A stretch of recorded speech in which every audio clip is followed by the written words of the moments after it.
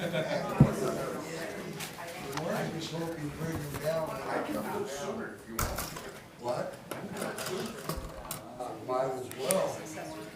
They need more money.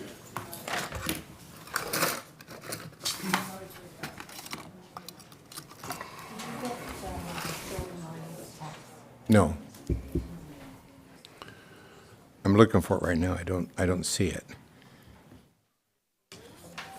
Are we ready? Yes, sir.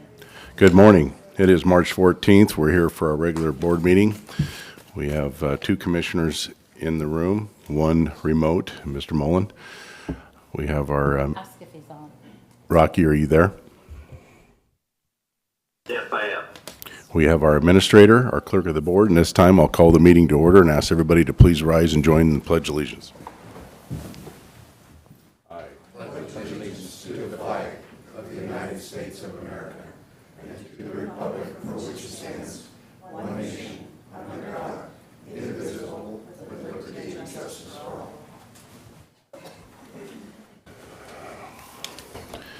All right, the first item on the agenda is Potts and Associates. Are you there?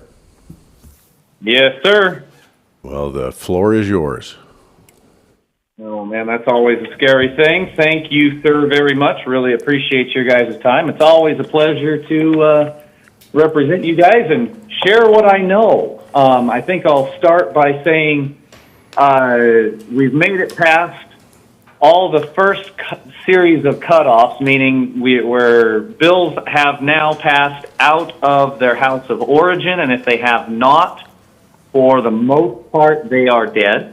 There are several bills kind of sporadically placed out there that have been deemed necessary to implement the budget, which basically means they could come back at literally the 11th hour. A lot of times, and by that what I mean is at the very end of session on the last day, we're looking for sine die. It's a 4:59 p.m. They could, the legislature could bring up, a certain number of bills to the floor to address that would be, they either need to agree on them or negotiate back and forth to go home. And literally up until that time, it is going to be kind of hit and miss. We'll have really no idea on a lot of these different bills, and they can even deem a bill necessary to implement the budget at that time. If they have to, they can kind of do what they want. But that said, there's not a whole lot of those. We have parsed down a lot of the bills. In some cases good, some cases not so good. A little interesting kind of insight with what's going on up on the Hill, specifically in the House. As you may or may not know, former House Speaker Frank Chop stepped down a few years ago, and they have a new Speaker, Representative Jenkins. And they naturally run things a little bit differently, and being the first session in quite a while in person, there are some issues that are kind of in the background that people don't really see, and what the difference really is and how it impacts the conversations on the hills and on the Hill and how everything's going is previously, if a legislator and Representative Chalk was a Democrat, so he was the head of the Democratic caucus. If there was a deal made with a member of his caucus and the opposing party or an agency or a lobbyist or a county or any other party, what Representative Chop would say, he would say, okay, this is your sword to die on. And he would say, we will support you in the deal that you made, Mr. or Mrs. Representative, but you are carrying this burden. And the entire caucus would get behind it, and Speaker Chop would make sure that happened.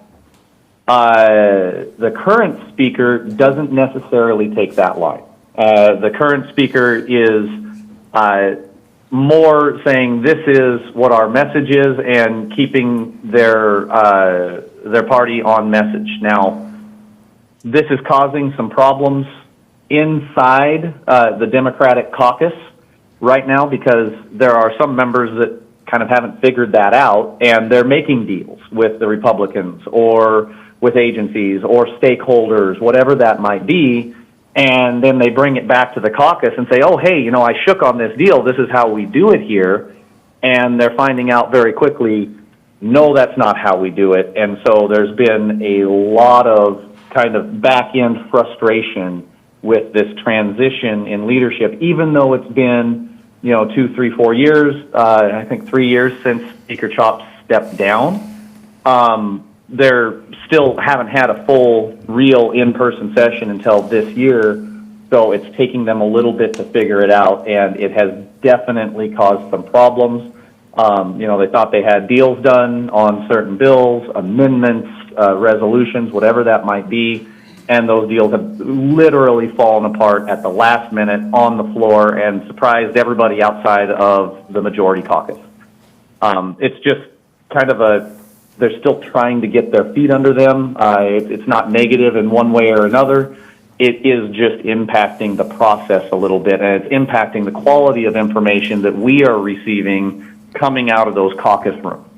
Numerous times this year, we've thought that there's been a deal. We've heard from, one caucus or the other that something, yes, this bill is going to move. No, it's not. There's going to be an amendment. There's going to be a substitute, or no, we're not going to hear it.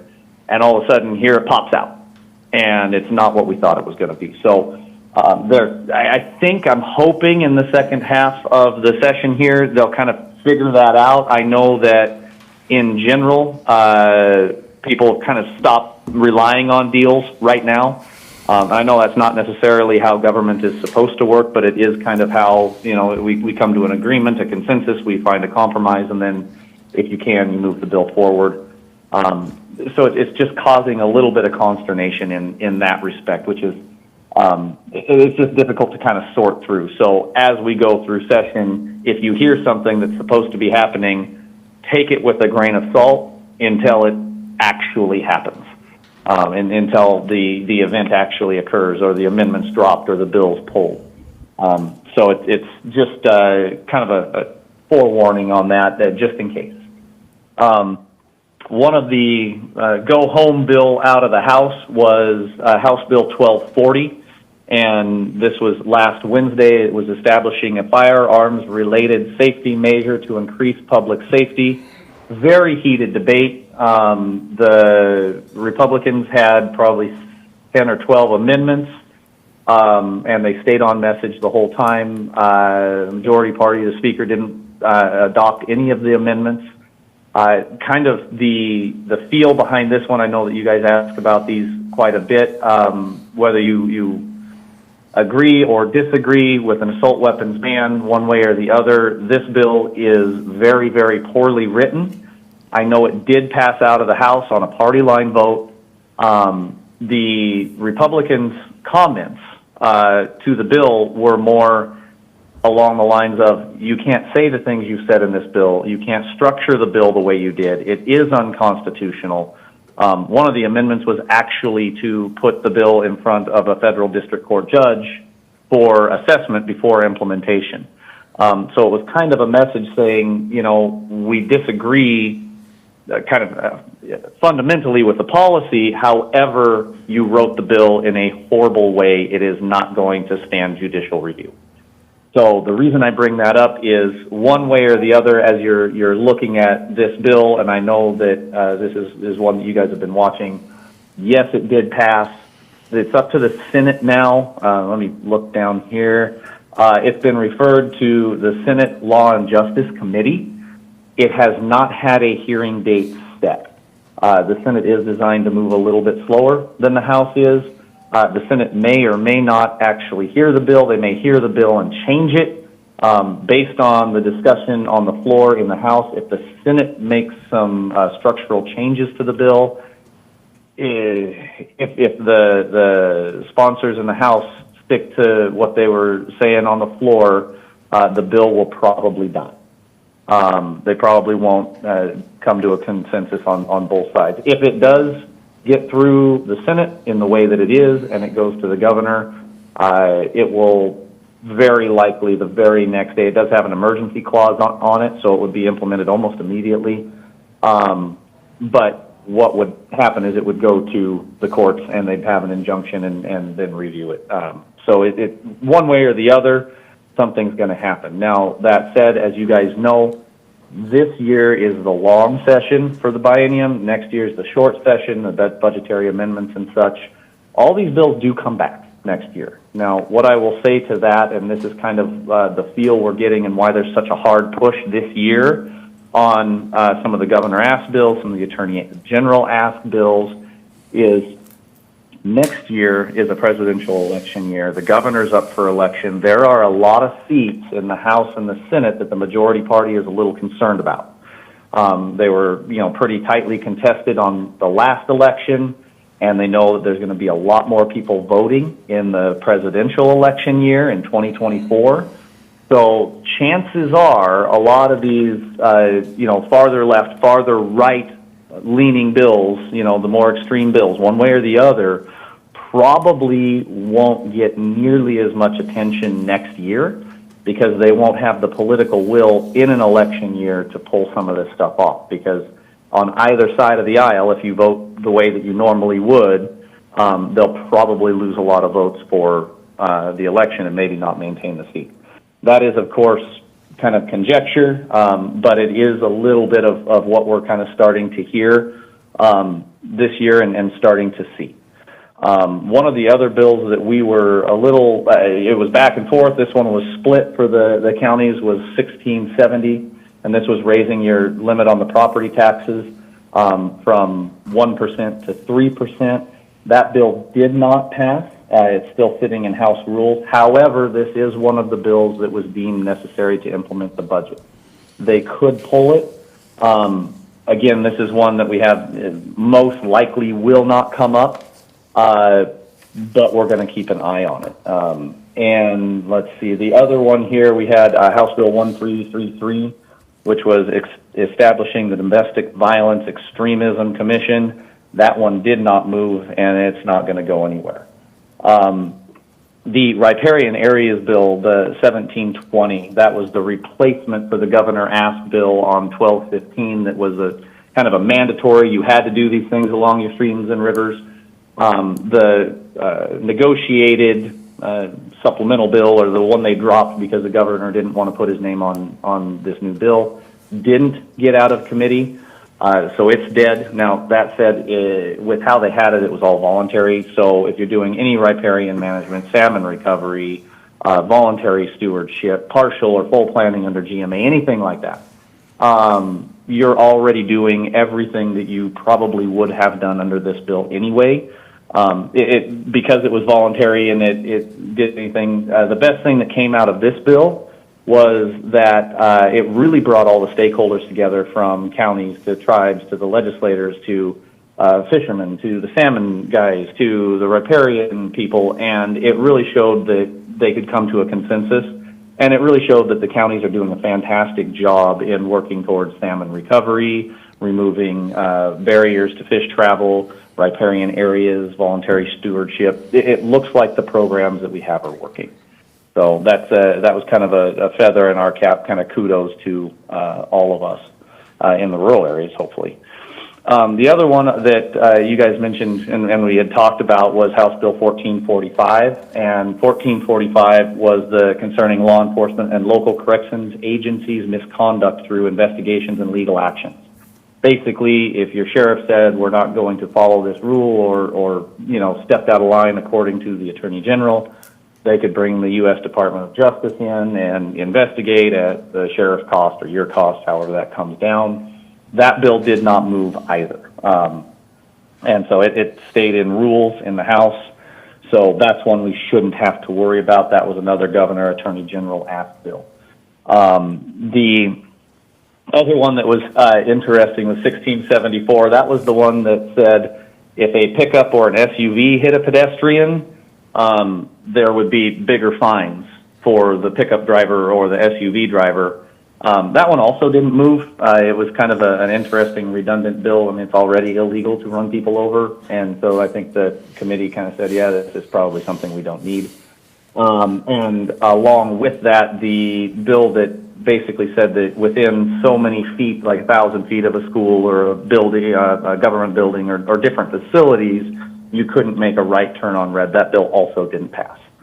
So some of these traffic ones, they just kind of set aside, and we probably won't see those again. The other one that we're looking at is, and this was a big one and did pass, is Senate Bill 5440.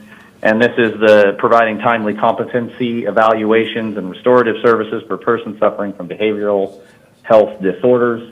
In short, Wasatch took a flat-out neutral position on this bill, and it did pass the Senate. It is in the House. It's scheduled for a public hearing.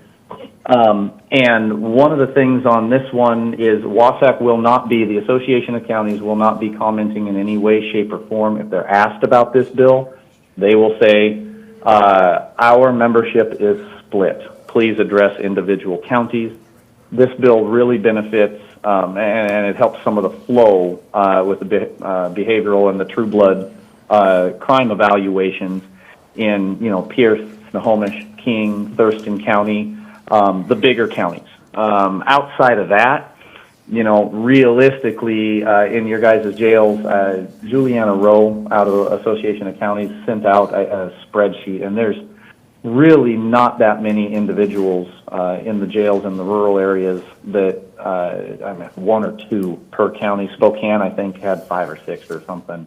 So it's really not a lot of impact on that. This bill's kind of been modified and changed a bunch. If you guys want to comment on it, please let me know. I definitely recommend that you have your prosecutor read it and kind of look it over. It's sitting in Civil Rights and Judiciary in the House.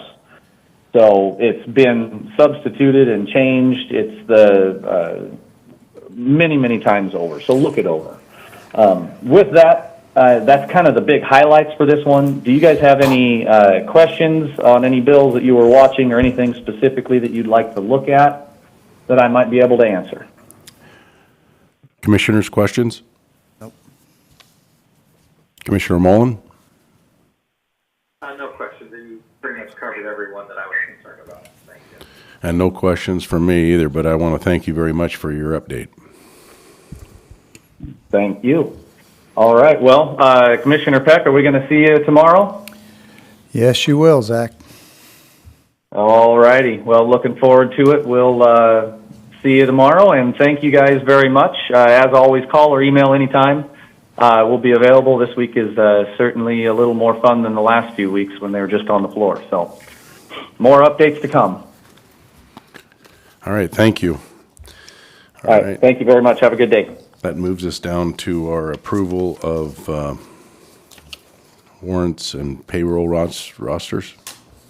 One item this week, fund expenditures. Move for approval of fund expenditures in the total amount of $866,398.13. Note for the record, this has been reviewed and signed off by the county administrator and 2 representatives of the county auditor's office.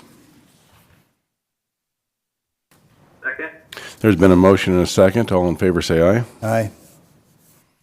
Aye. Aye. Moves us down to the consent agenda. There are 8 items on the consent agenda. Move for approval of consent agenda, 8 items as presented. No discussion from me. Second? There's been a motion and a second for the 8 consent items with no discussion. All in favor say aye. Aye. Aye. Aye. Moves us down to the public comment. Is there anybody for public comment? We have 3 on the line. 3 people on the line.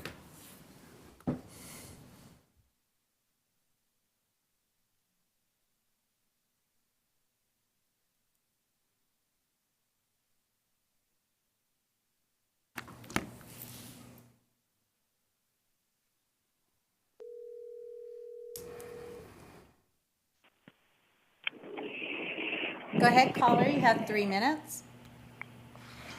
Good morning, this is Michelle Andrews, working from home today until later this afternoon. I was listening to the bills being rattled off and listening to that divided consensus on mental health. I would like to note to the county commissioners that our municipality, City of Pasco, changed a vote and rescinded a vote that had gotten consensus on where retail marijuana shops could go. And after attending the Bi-County meeting, seeing the heart of this community trying to heal those that have mental health issues, it seems that substance abuse, whether it's alcohol or marijuana that leads to spice marijuana, that leads to meth, that leads on and on and on, be so readily available anywhere in the city or county is counterproductive. And I just want to add that into your thinking as you listen and respond to any of these bills as you go to Olympia. Thank you for your time. Thank you.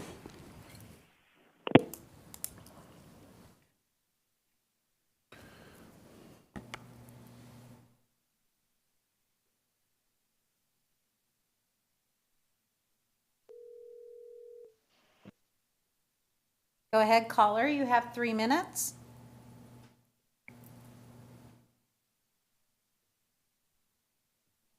Oh, no.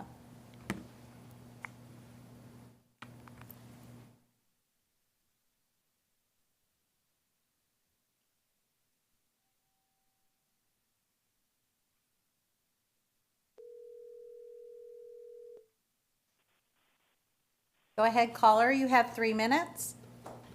Yes, this is LaWanda from Franklin County.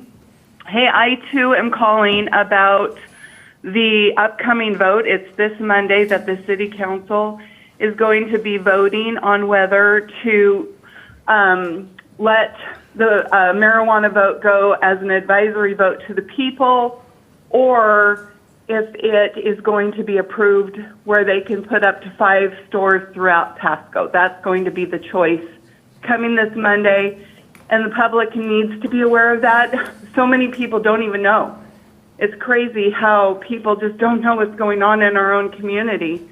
But the other thing is that Mr. Maloney on the City Council kept citing these studies, and I keep trying to press this upon the people and to our elected officials. If it's not a peer-reviewed study, it's not real science. It's actually propaganda. And Big Marijuana has a lot of money. They fund a lot of these studies where they pay scientists to give them the outcome that they want.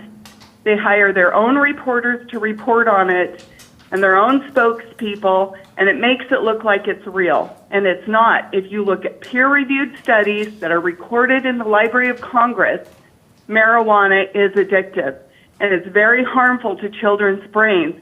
And the state of Washington just approved, they had a moratorium on sweet treats, but they've lifted that. That means gummy bears, candies that are marketed towards children are now being made with marijuana and THC. There are 80 biological compounds in marijuana. Only one of them is federally approved, and that is CBD, and that is the only chemical that is being regulated by the FDA. So these people can make all these claims, you know, that cures this, it does this, and it does that. And the FDA cannot come down on them because it's already illegal, and our state gives them protection. And it's very disheartening because we are at a crossroads here when it comes to this. And just like Dr. Fauci used a fake Arizona school study to override the real science that had been there for 75 years, proving the only way to mitigate aerosolized viruses is through ventilation, dilution, and destruction. And yet he claimed that because they used a poorly done Arizona study that could not meet peer review, that overrode real science. And then when you look at also chloroquine, it was proven in 2013, peer-reviewed, recorded in the Library of Congress to cure all SARS and COVID-type viruses when given early. But Fauci had it applied to people on their deathbed when the damage was done. And because of that, he threatened, doctors were threatened, and a lot of people were threatened because they needed to use the fake science over the real science. So we need to use real science because only peer-reviewed sciences can be used in a court of law. The others cannot. And so I just press upon my elected officials to use real science when looking at laws and policy for our county. Thank you. Thank you. Anybody else on the phone? One caller hung up Or are they back?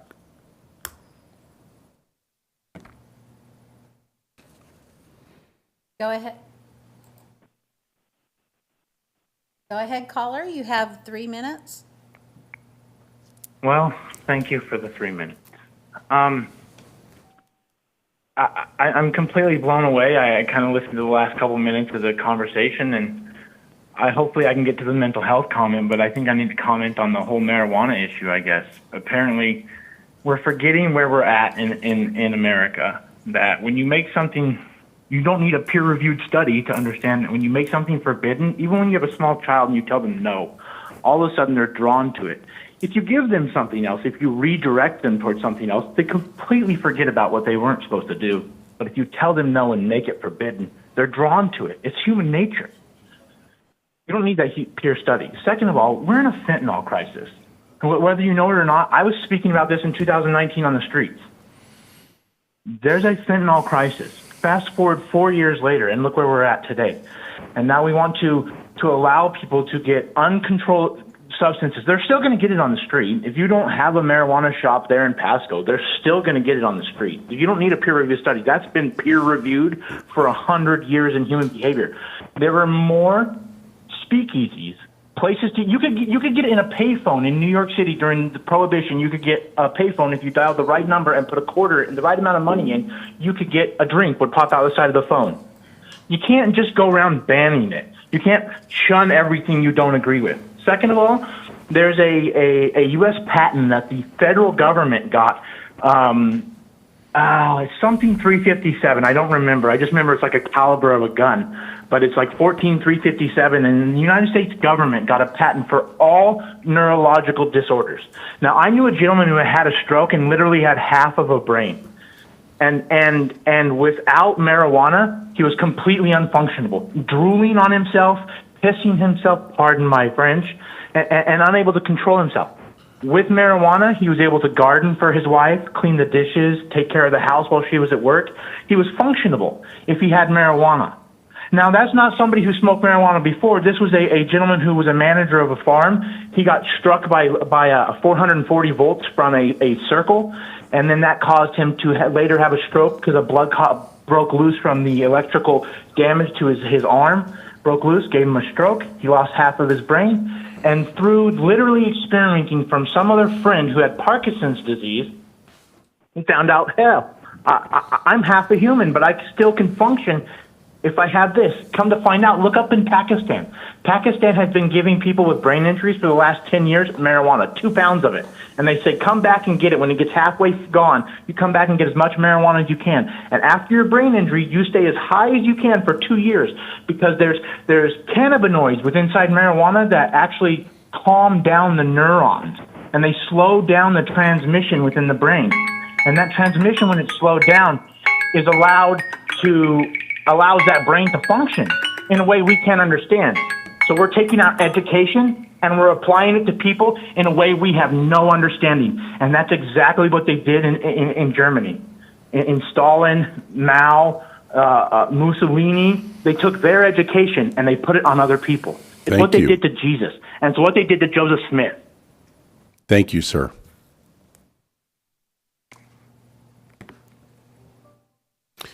Is there anybody else for public comment?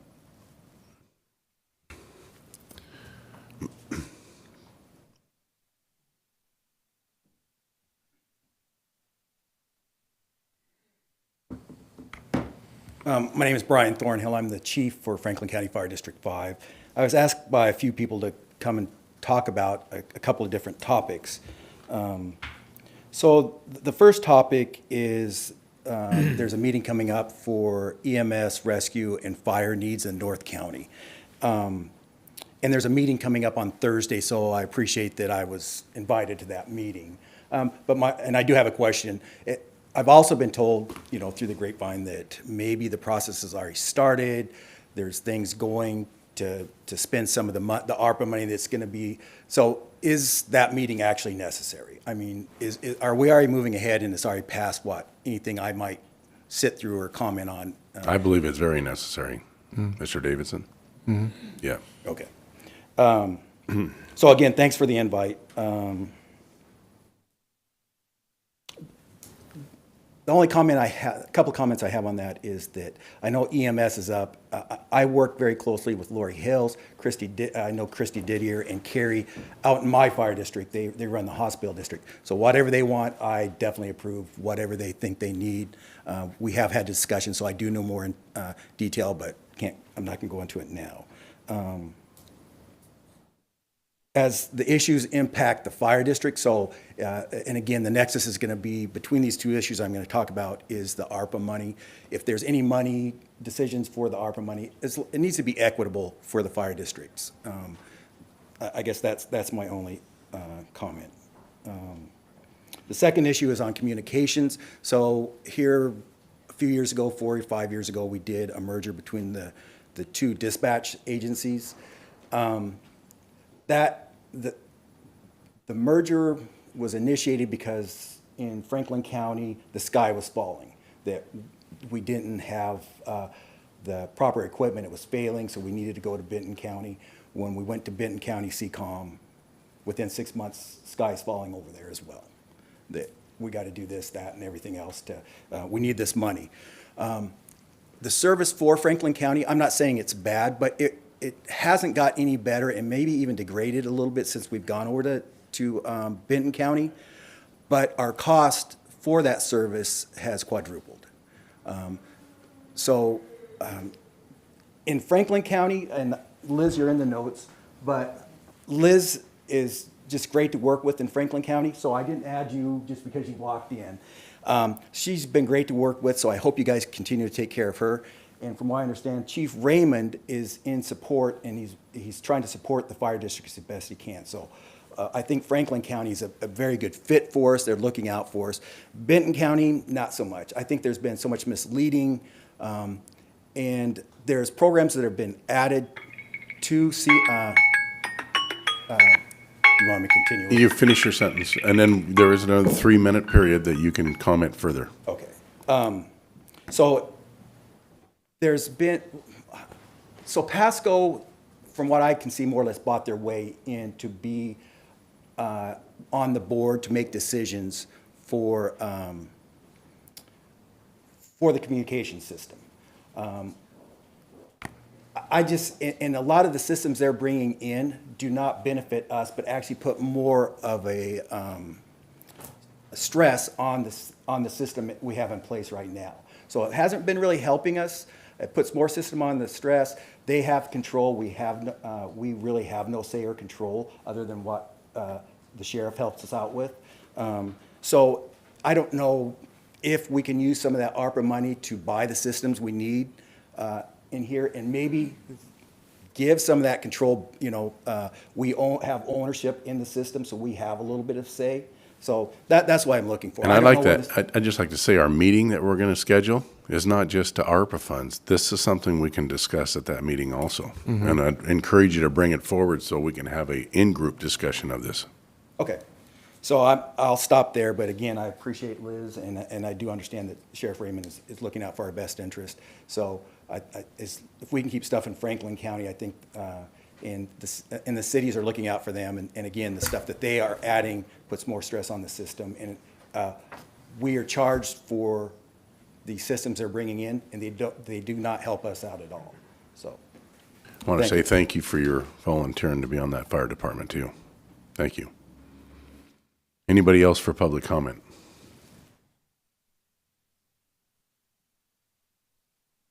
Seeing nobody coming forward, nobody on the phone, we'll run down. Next is regular business. Is a $20,000 transfer from contingency fund to Sheriff's Department. Presented by Sheriff Jim Raymond.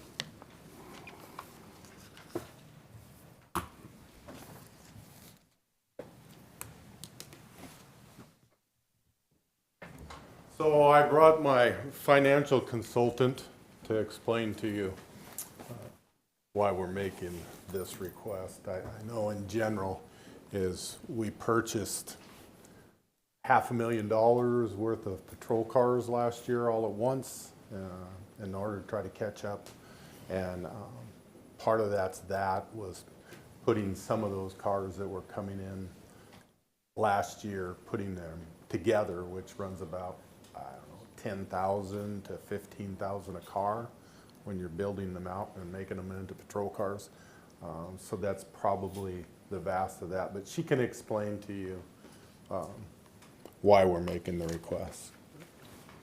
It's for the wrapping of the cars to mark the cars. It came in before 2023. So we had planned to make the cars, the radios and all that inside in 2023, but we actually mark them in 2022. So our capital is over because of that. Okay.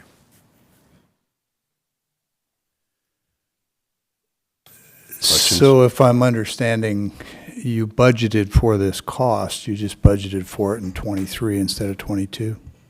We had the cars bought in 2022, Right. and then we ended up marking them in 2022. Wrapping them. Wrapping them. Mhm. Right. And we were doing the installations in 2023. So So did you budget for the wrapping ever in '22 or '23? we went over budget because we bought 2 vehicles and then added the 8. So there was no wrapping or installations for the 8 Tahoes. So installation, Commissioner, is putting radios in. I'm all that kind of stuff. well aware. Wraps- Been here, wraps- watched this for 15 years. I know exactly what you're talking about. So the cars, when they came in, as we got them, we sent them to be wrapped. So in other words, that black and white Franklin County Sheriff's design Sure. in that year, and was spending the money in that year. So that's what's great. I think we all understand that the cars have to be marked. They have to have lights. They have to have radio systems. All that's a given. What I'm trying to understand, and I've raised this before, is that as a county, all of us, when we do our budgets, we historically have not done a good job of identifying all the costs associated with acquiring vehicles. I mentioned this most recently with respect to comparing ER&R and when we purchase vehicles at the department level. When we purchase them through ER&R, we capture all these costs. When we do it at the department level, we don't. And so what I'm trying to understand is, did we, and I'm not pointing fingers, I'm saying we, all of us, did we fail to budget for the cost of wrapping these vehicles? Or was that included in some other budget that we overran, like radios? We failed to budget because it was an unknown. We didn't know that we were going to get these cars all at once. Sure. As we did when we were going through the process. So you had the cars come in that we came and got that authorized. Yeah. And the cars were purchased, and then we started sending them to a build process, and it was unexpected cost just because we had the opportunity to buy the fleet of cars and start to build them out. So the answer to your question, I think if you're getting there, is there enough money in the budget to build cars this year? Yes. Well, that's not what I was thinking, but good to know. Is there any money in the budget this year, '23, that we could use for this wrapping? It's only 20,000. Why would? No, because we still have to do all the installations of those. We bought the side-by-side. And then side-by-side's the same thing. So we're gonna be probably down to the wire with the builds this year in 2023. We'll try to stay within budget, but won't be any there. So then my takeaway that I think all of us should share in, excuse me, is let's make sure that when we're not purchasing vehicles through ER&R, but doing it through a department, that we have a holistic cost. We know what the vehicle costs, the transportation, the cleanup, everything that goes into getting it to where it drives off the lot and goes into service. And historically, we, the county, have not been good about capturing all those costs. So if you can help with that. You haven't. What you've done is you've taken so much money and put it in one account for maintenance, and you've taken another pocket of money and said, this is what you get. And that's where it's at. Yeah. But in fairness, we submit in the budget line item every year to the commissioners how many cars we're requesting, how much the cost is going to be, the purchasing of radios and installation. Every year we've done that, and never have we been we've been under budget because we haven't got cars and turned it back to the county, but never have we been over till now. Well, And it's I because got of- curious about that, so I went back and I pulled some of those really nice 3-ring binders that you give us, and I couldn't find wrapping in there, so I'm assuming that you just, Vehicle it's under the vehicle. yeah. maintenance under that. So the point I'm trying to make is that we, and I noticed you turned it back on the commissioners, but we, the county et al., your office, you, all 3 of us commissioners, all of us, just, I think, would be well-served when we do our budgets to remember that it's not just buying vehicles, there's also wrapping and lights and radios. And you've been good about the lights and the radios. The wrapping thing is not a big number, but I think that our budgeting process needs some tuning up for all of us, Commissioner's Department, everybody's department. And it's this kind of stuff that if we catch it in the budget, then you don't have to waste your time coming in for $20,000, which is pretty de minimis in your budget. Right. Well, yeah, if you want me to budget down to paper clips, I can do that. I Well, can do no, it. it's No, just it's not a when, worry. when you buy a vehicle, Yeah. I would ask that you just identify all the costs. You know what they are. Sure. All I right. can do that for you. All right, thank you. And this is for 2022, and we need to close out 2022, so will this be it for the Sheriff's Department? There are no more unexpected 2022 bills coming in? Because I know it was supposed to be closed out, and I think you told me that Benton County closes theirs out in January, correct? January, we have a deadline of February, yeah. Yeah. So with that, if there's no more discussion, Commissioner Mullen, anything to say? No, I have no questions. Thank you. Then I would entertain a motion.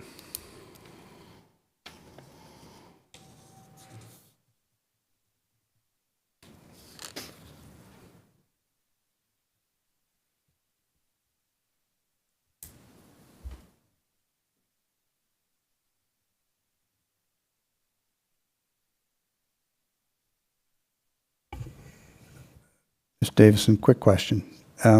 Since we haven't closed out 2022, I'm assuming there's no revenues remaining in the Sheriff's Department fund?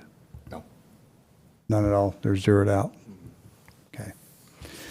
Chair, I move for approval of Resolution 2023-083 as presented. Second? There's been a motion and a second for Resolution 2023-083. Discussion. I'd just like to say, I think this is why, and I think it's needed, that we're going to start having some monthly budget meetings that Mr. Davidson has suggested. And I think this could help all our departments live within their means of their budget and stay on course for the year so that we don't have any hidden costs. And I'd hope that all the departments would participate in these meetings so that we can all be aware of the taxpayers' money and spend it wisely. So with that, all in favor say aye. Aye. Aye. Aye. Next, we'll move down to Commissioner Administrator updates. Mr. Davidson? Had various meetings with staff throughout the week, but of significance to report, I'll report that the elected official, our monthly elected official meeting was very well attended. Commissioner Peck was the commissioner at that particular meeting. We had several topics about our computer system security that was brought up by IS, and I really appreciated that presentation. We also talked about the travel policy that has been going through a lot of review by different departments. I think we're getting to the point, it's been through legal review now through the prosecutor's office, and will be submitted this Friday, so that will be not next week, but the following week for approval. That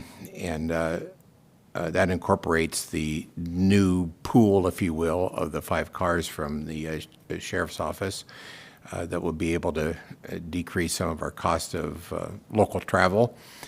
And then, in addition, immediately following the travel policy, the historical preservation fund is going to be following that. It's going through its review process, has not yet been submitted to the prosecutor's office, but I hope to have that following just within a week or two of the travel policy.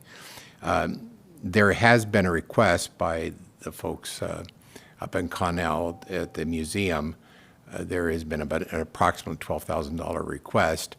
I think it was a direction of the board that we would wait and process that through the Historical Preservation Committee, but I can talk to each of you individually to see if maybe we'd want to advance that one because of what time this has taken, and maybe entertain that separately. So we can discuss that further. So, Thank you. Commissioner Peck? So, Mr. Davison, I heard you say that the use of these vehicles would save us money on other local travel costs. I would just ask in advance here that when we get to the point of having a discussion and considering this policy, that you'd be prepared at that time to articulate for us what the projected savings are. I'm thinking about with the recent experience with the sheriff's office, vehicles are not inexpensive to acquire. They're also not inexpensive to maintain. And part of the mileage that we pay our employees for their travel is predicated on an amount that covers the wear and tear in the vehicle, the gas, the oil, the insurance, everything. So it would be, I think, beneficial for us to know what we expect in the way of savings. On the historical committee, you mentioned an historical committee. What are you talking about? The city of Pasco? the Historical Preservation Committee, the museum, is the museum in Connell that has put in a request. Right, and it was for 12,000, but I think you said something about having this go to the Historic Preservation Committee first, and I'm not acquainted with the county having such a committee. It's the Commissioner Document Preservation Fund. Historical Document Preservation Fund. We don't actually have a committee though, right? No, this would be establishing one. This policy would be establishing one if approved by the board. Oh, okay. And when might we see the draft on that policy? I hope to have that in early April. Okay, thank you. Mr. Davison already mentioned the meeting with the department head, so I won't repeat that. The Broadmoor area groundbreaking took place this week. That's off of Road 100, just north of Interstate 182. A lot of questions have revolved around, is Costco still going to be built up there in that area? And the short answer is, I don't know. It's not for the county to decide. It is in my commissioner district, and so I pay particular attention to it. But I know that was announced some time back, years ago, and I personally haven't heard anything that makes me think that that plan has changed. But again, I'm not really in a position to have inside information. It was a good groundbreaking ceremony. We had representatives from the cities and the ports, and of course from Franklin County. And you may have seen some press coverage on that. Benton Franklin Council of Governments meeting with our executive director this week on disposition of a property that is owned by the Council of Governments on A Street in Pasco. Updates on bylaws and policies are continuing, and we'll have election of new officers hopefully at the meeting this Friday. And lastly, I'll be in Olympia for chairing the Legislative Steering Committee of the State Association of Counties starting tomorrow. Thanks. Commissioner Mullen? Yes, recently I had the opportunity to take a tour of the Franklin County Jail. Commander Stoltenmeyer and Lonnie Huber and Officer Garcia, or Perez, I'm sorry.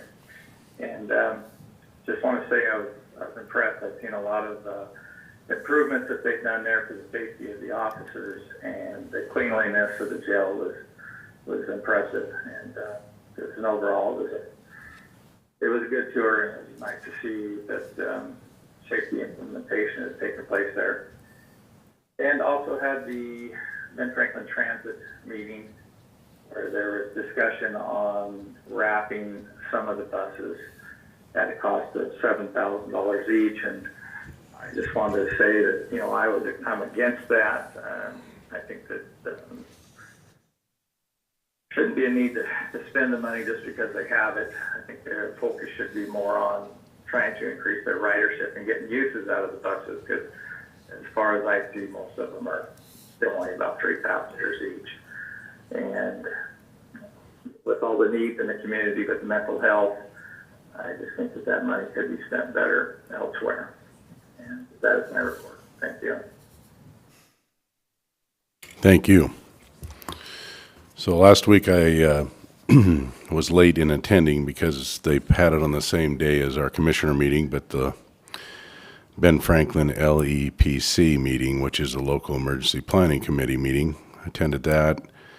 And I also attended the Ben Franklin Transit meeting, where I too am not for wrapping buses at $7,000 each. And I received an email from an individual complaining about these big buses running around the Tri-Cities with nobody in them.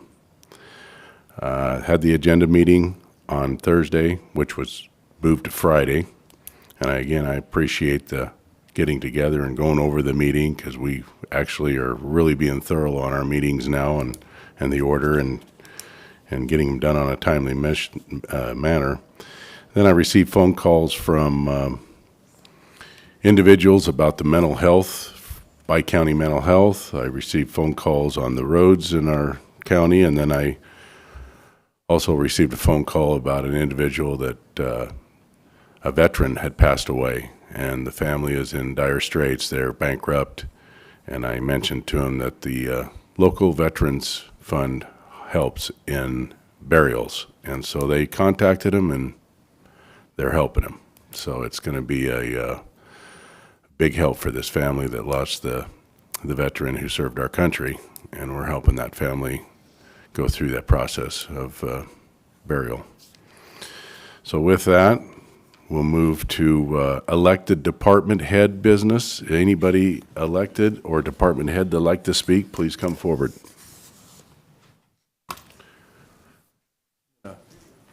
Pass out some information for you, commissioners. And Commissioner Mullen, I'll make sure that the clerk of the board gets a copy of yours for you. Thank you. Thank you. Is that it? I get 3 of them. Okay.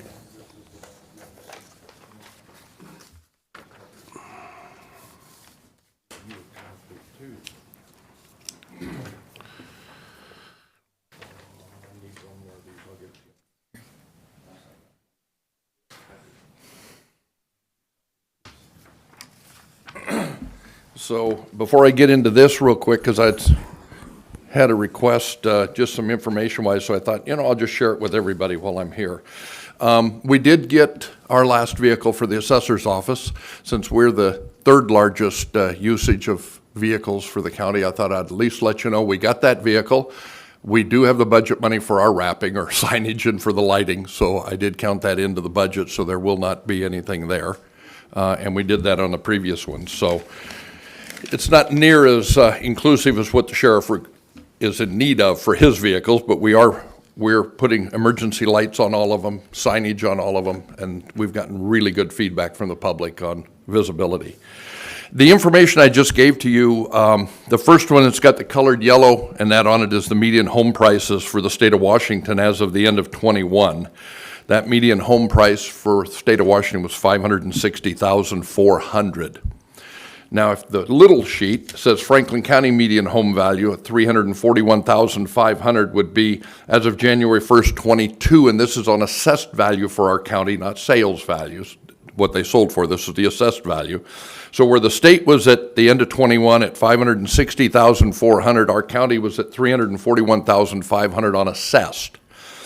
The other one is the county information, which is on our website. It's in our levy book. And if you look down there, it's as of 2022, Q3 median home value. This is sales prices, what they sold for in Franklin County is $444,800. So I bring this to your attention just to kind of let you know that we are not over assessing. If anything, we're under assessing slightly from what market value is showing. And the state's audit on us is showing that we're down about 15%. On the assessed value over the actual market value. And I just bring this up because I know how painful taxation is. I, for one, don't like it. I don't like the taxes. But I wanted to let you know and kind of bring the information before you as far as where we're at on our assessed values versus the state median versus the sale prices for Franklin County. So I don't know if you have any questions on that or on our wrapping or our lights on our cars, but we did just get that new 23, finally showed up after over a year of being on order. So we took delivery last week of it. Thank you, John.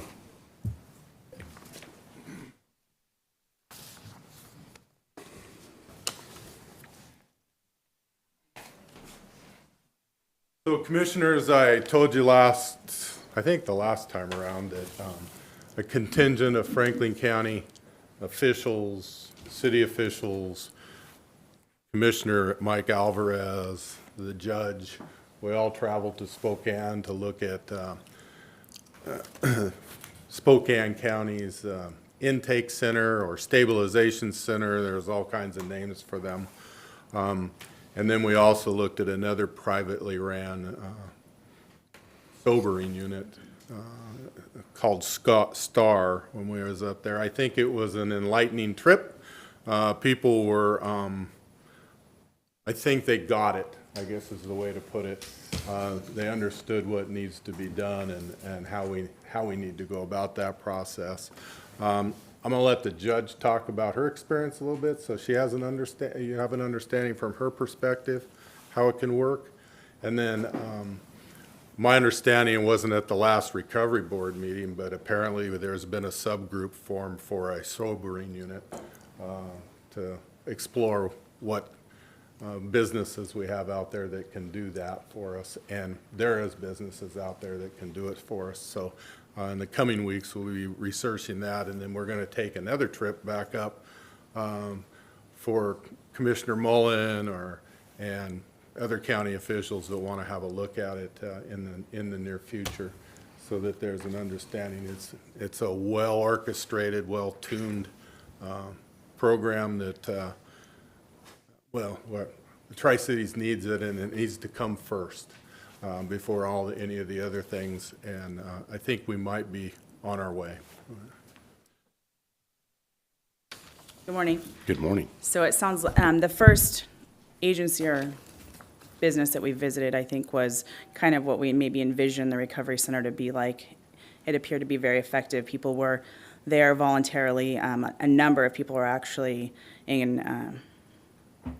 hospitalized at the time, and there's separate agency or separate areas in which they put them. And it sounds like they have a really good program. They're getting people into outpatient treatment. They're completing their inpatient treatment, and then they're giving them the resources they need to use to advance on. They are setting up housing and other resources. The second place we went to was the detox center, which when I initially started, I was pretty leery about what it would do or what our benefit would be to the community.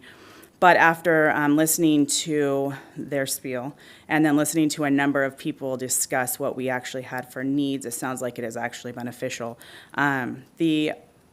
What I was most impressed with, it sounds like once they moved and they had a facility that was closer to Sacred Heart, and once they moved from that location, local businesses were actually pretty upset that they had moved because they were keeping crime down in the areas in which they were.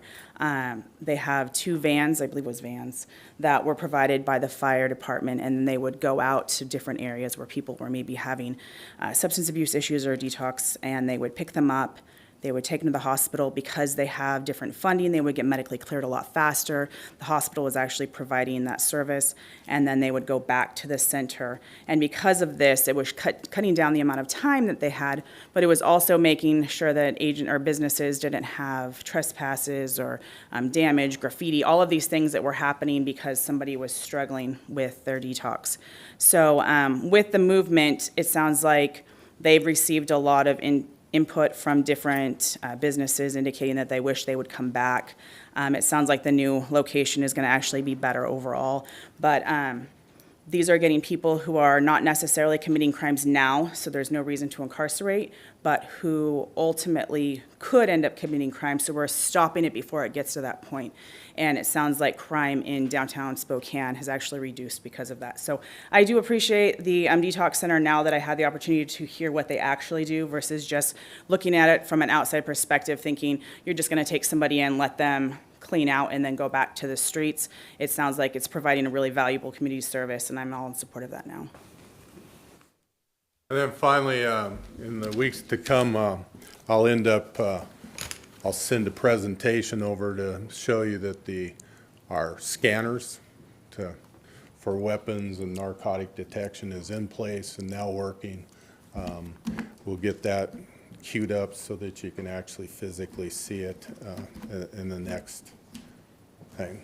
And no ARPA money, no county money, nothing was used for the installation of that scanner.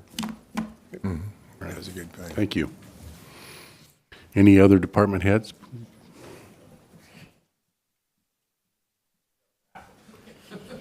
Thank you, Mr. Chair.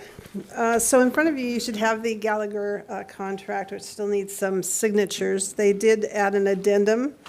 So basically, it got hung up on their server for a while, so there was a delay, so I apologize for that. Our preliminary meeting tomorrow is with HR, Tony, and Gallagher. It's just going to be a 30-minute session by team. And then in several weeks, we'll have a kickoff meeting that will be where all of the representatives from all of the departments will be present with Gallagher. So I have provided a list of all the department heads, their names, their phone numbers, a list of all the employees and where they are in terms of grade and step. That's kind of a moving document. We've lost about 55 people in the last 13 months.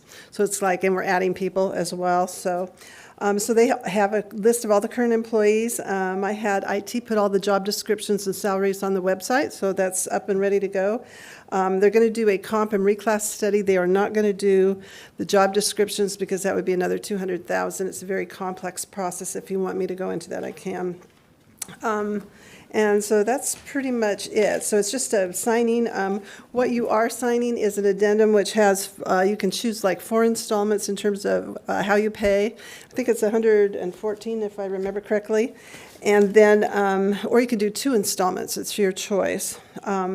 There's phase 1, which is the project initiation, all the different parties meeting with Gallagher. Phase 2 is the actual salary and comp study.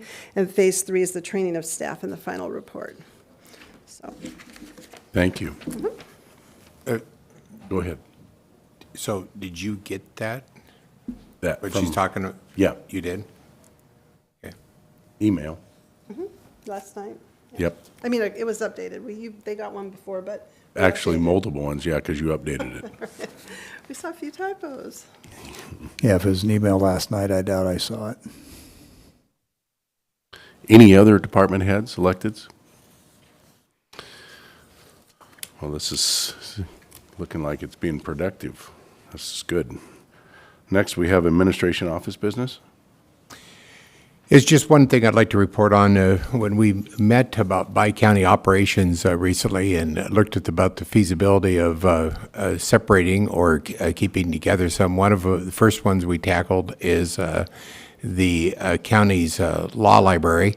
I have done to get some analysis of this about what it would cost Franklin County to do their own.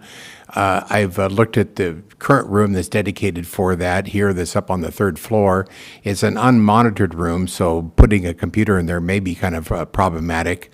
It is a nice stately looking room with a stained glass window and everything. It's a nice room, but in a more practical manner, there is a room that is of adequate size to house some books and a computer and a desk across from our present OPD offices. And I've conferred with our public defense manager, Mr. Ziegler, about the possibility of having the law library directly across the hallway from his offices, and he thinks that would be very, very beneficial for them to have access to Westlaw. That would be of great benefit to his staff. And so I need to check with IS about the cost of fitting that room to make sure that the equipment that's in there, it would be protected if we were letting public in. It certainly would have the ability to be monitored better with visitors by both the commissioner staff and by OPD staff. So with your permission, I'm going to get a few bids on what that would cost to retrofit that room, I think, which be much better housing for the Franklin County Law Library, if we choose to go that route. You just looking for the commissioners to give you the nod? Yes, just to do some more preliminary work on obtaining bids and stuff to move it from its present site up on the 3rd floor down to across a hallway from OPD. Commissioner Mullen? That sounds like a good idea to me. So. Commissioner Peck? Yep, sounds reasonable. It's a go. Is it? That's it? Okay, so that moves us down to public comment. Anybody on the phone? Anybody in the room? 3 callers? Wow, the phone lines are getting busy.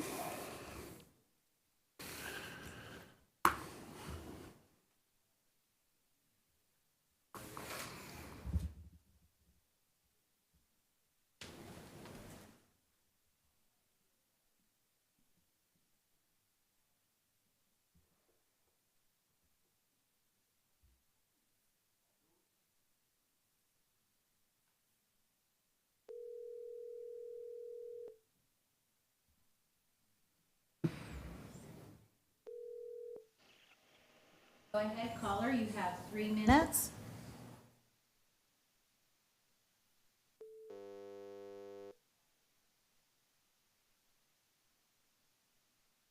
Go ahead, caller, you have 3 minutes.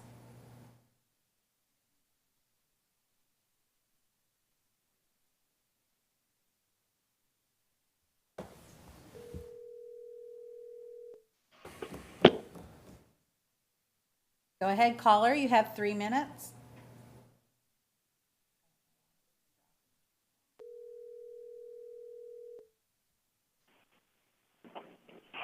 Go ahead, caller, you have 3 minutes. Good morning, this is Michelle Andrews. And I noticed on the agenda you had a Civil Service Chief Examiner Secretary position that was going to be reviewed, and I'm assuming it's been moved back. I'd also like to offer that we have solicited public safety testing for additional testing services, which would be required in addition to a stipend for this position. Another update, I was told that there were funds available for the actual deputies from Sheriff Furman's office to go to the testing sites and talk with prospective people that were taking tests, and then offer an $11 add-on fee so that they would mark our county to receive their scores. That funding was given to civil service, so I want to keep that top of mind, and we did offer it to the sheriff's office.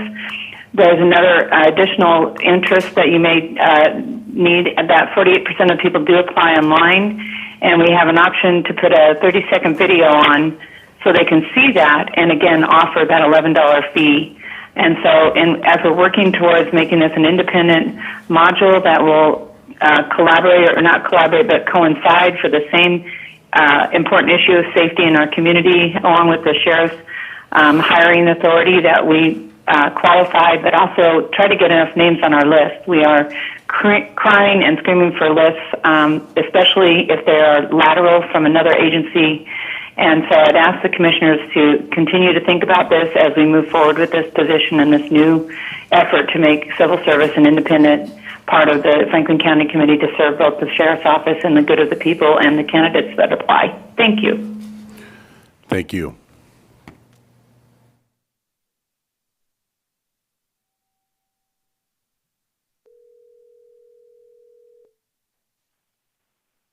Go ahead, caller, you have 3 minutes.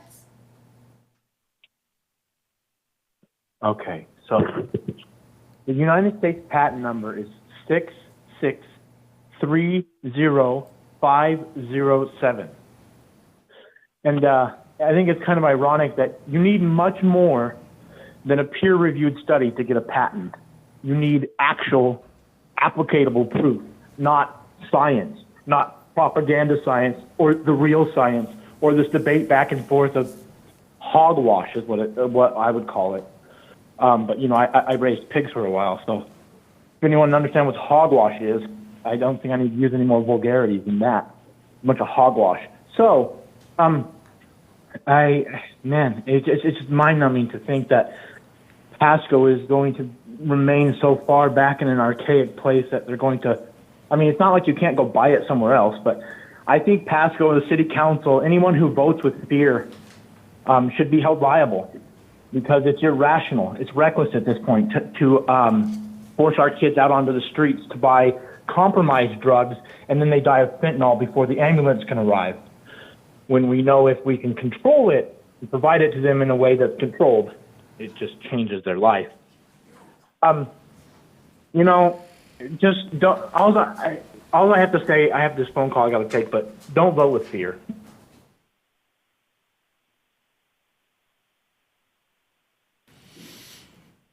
Thank you. Is there a third caller? I think so.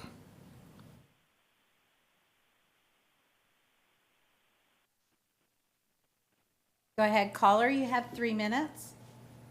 Yes, this is LaWanda again. So listening to some of the public comments, I just want to reaffirm that if you come to a courtroom and you give these stories and all these exclamations, but you don't have a peer review to prove, to get peer review, first of all, nobody involved in the study can have any connection one way or the other, pro or negative. They can't have any financial or personal or even political leanings one way or the other.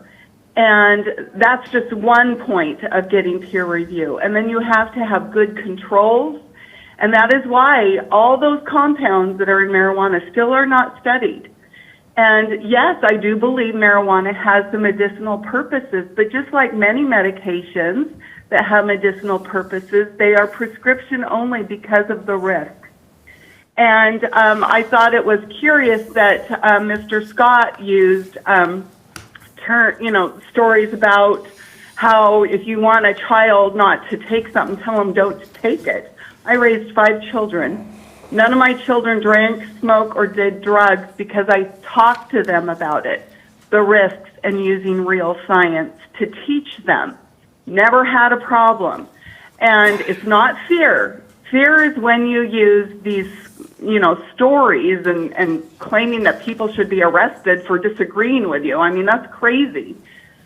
But if you were in a courtroom, the only studies that would be allowed to be heard by the judge would be peer-reviewed studies because they are proven one way or the other.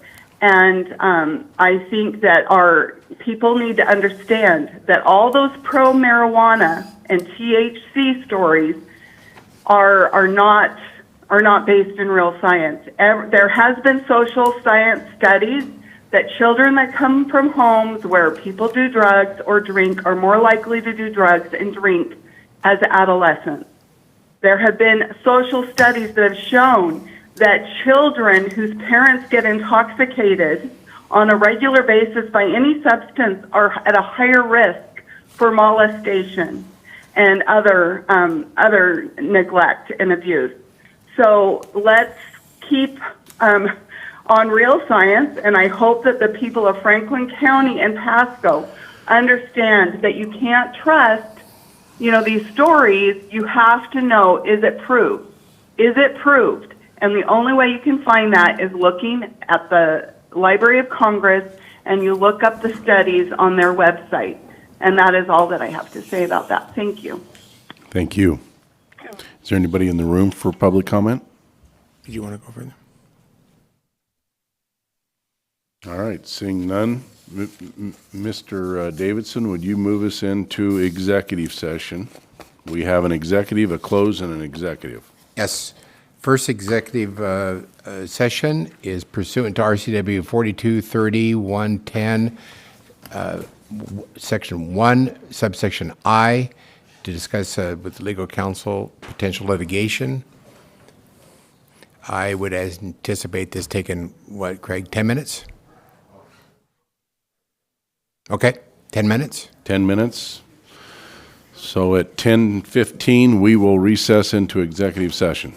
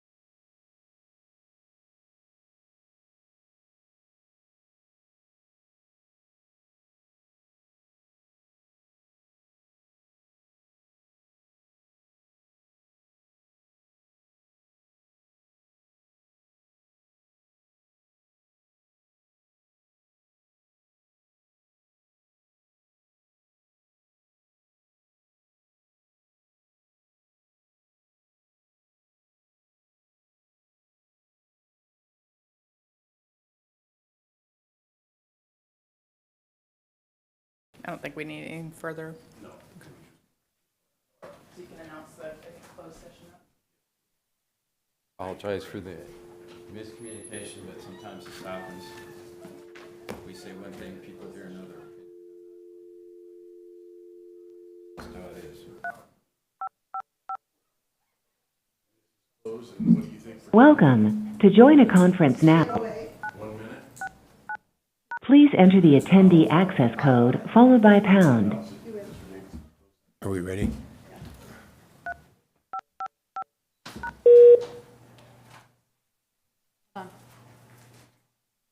Announce. We have come out of executive session. We're back to regular session, and at this time, we'll go into closed session. Mr. Davidson? Request a closed session for contract negotiations pursuant to RCW 4230-140, Section 4. So we'll recess into closed session at 26:30. For 10 minutes.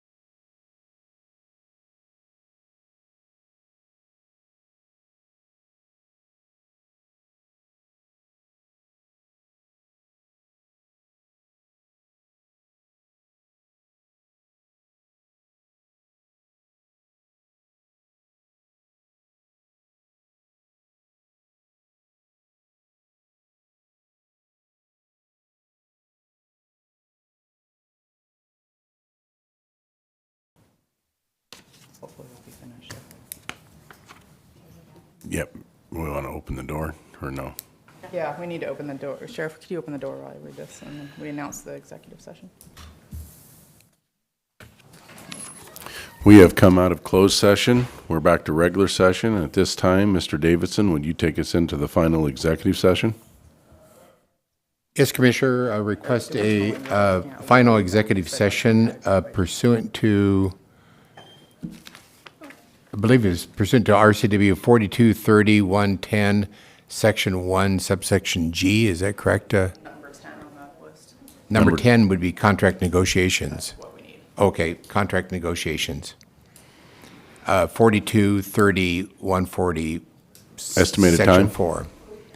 Estimated time, 10 minutes. 10 minutes.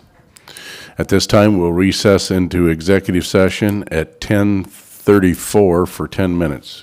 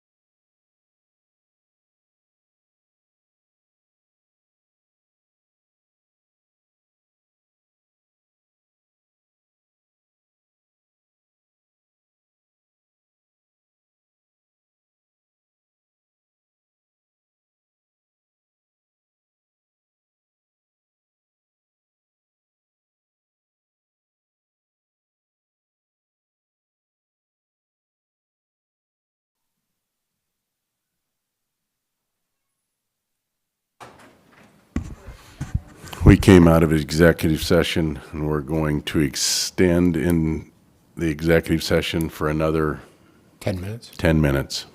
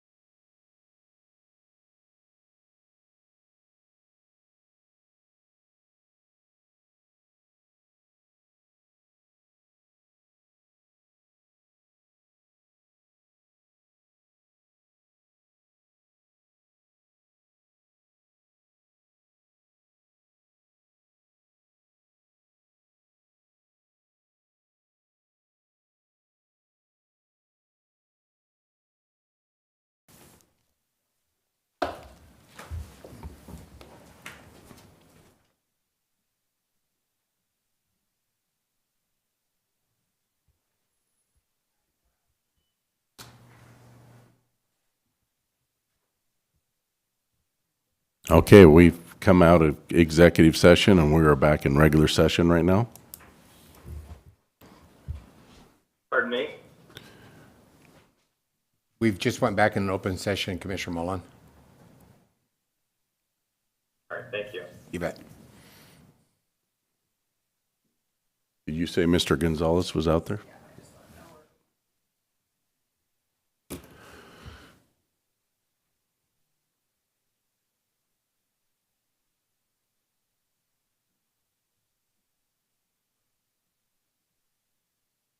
Mr. Gonzalez, would you please come have a chair?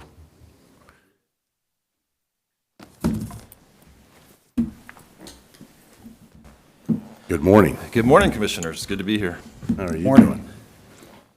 How are you doing today? Doing pretty good. Glad to be here. Really excited. Commissioner Mullen, are you able to hear everybody? What was that? I didn't catch it. No. What's that? Are you able to hear Mr. Gonzalez? You might have. Yes, I can hear him perfectly. Okay. So we're here to try to negotiate out your terms. Okay, wonderful. Just for clarity's sake, is this live right now? Or? Yes. Okay, so We're we in are open- negotiating live. We're in Just want to open make public sure meeting. Live and in public. Yeah, I have. I've been on live TV many times. So. Sure. Probably haven't had to negotiate your No, salary no. This publicly. is a little bit different. So. It's taxpayer money. No, I totally. Taxpayers care. Absolutely, they do. So. I'll definitely give them my money's worth. That's for sure. Always go above and beyond. So it was advertised, the range of salary was 130 to 155. Mm-hmm. And just, curious as to where you would like to plug in yourself into those numbers. Full disclosure, at the city of Pasco, my base salary is $148,000. I receive a stipend of $500 a month for gas, and then also receive a $2,500 bonus per year if we meet our goals. So I actually exceed $155,000. My thought is, and it's something that I've spoken to the HR department about, is coming in at that same level. I'm not asking for more from the county, but I do feel like, although my job is important at the city of Pasco, this is going to certainly be more of a lift and an effort. So personally, I do feel like the taxpayers are going to get more than their money's worth for that upper tier level. And I do think the taxpayers would appreciate if I was willing to come in at the same level, prove myself, and I think I'll be valuable for the county. So that's my thought on that. Okay. So, Mr. Gonzalez, this board set a range for this position of 130 to 155. And that range has a purpose behind it.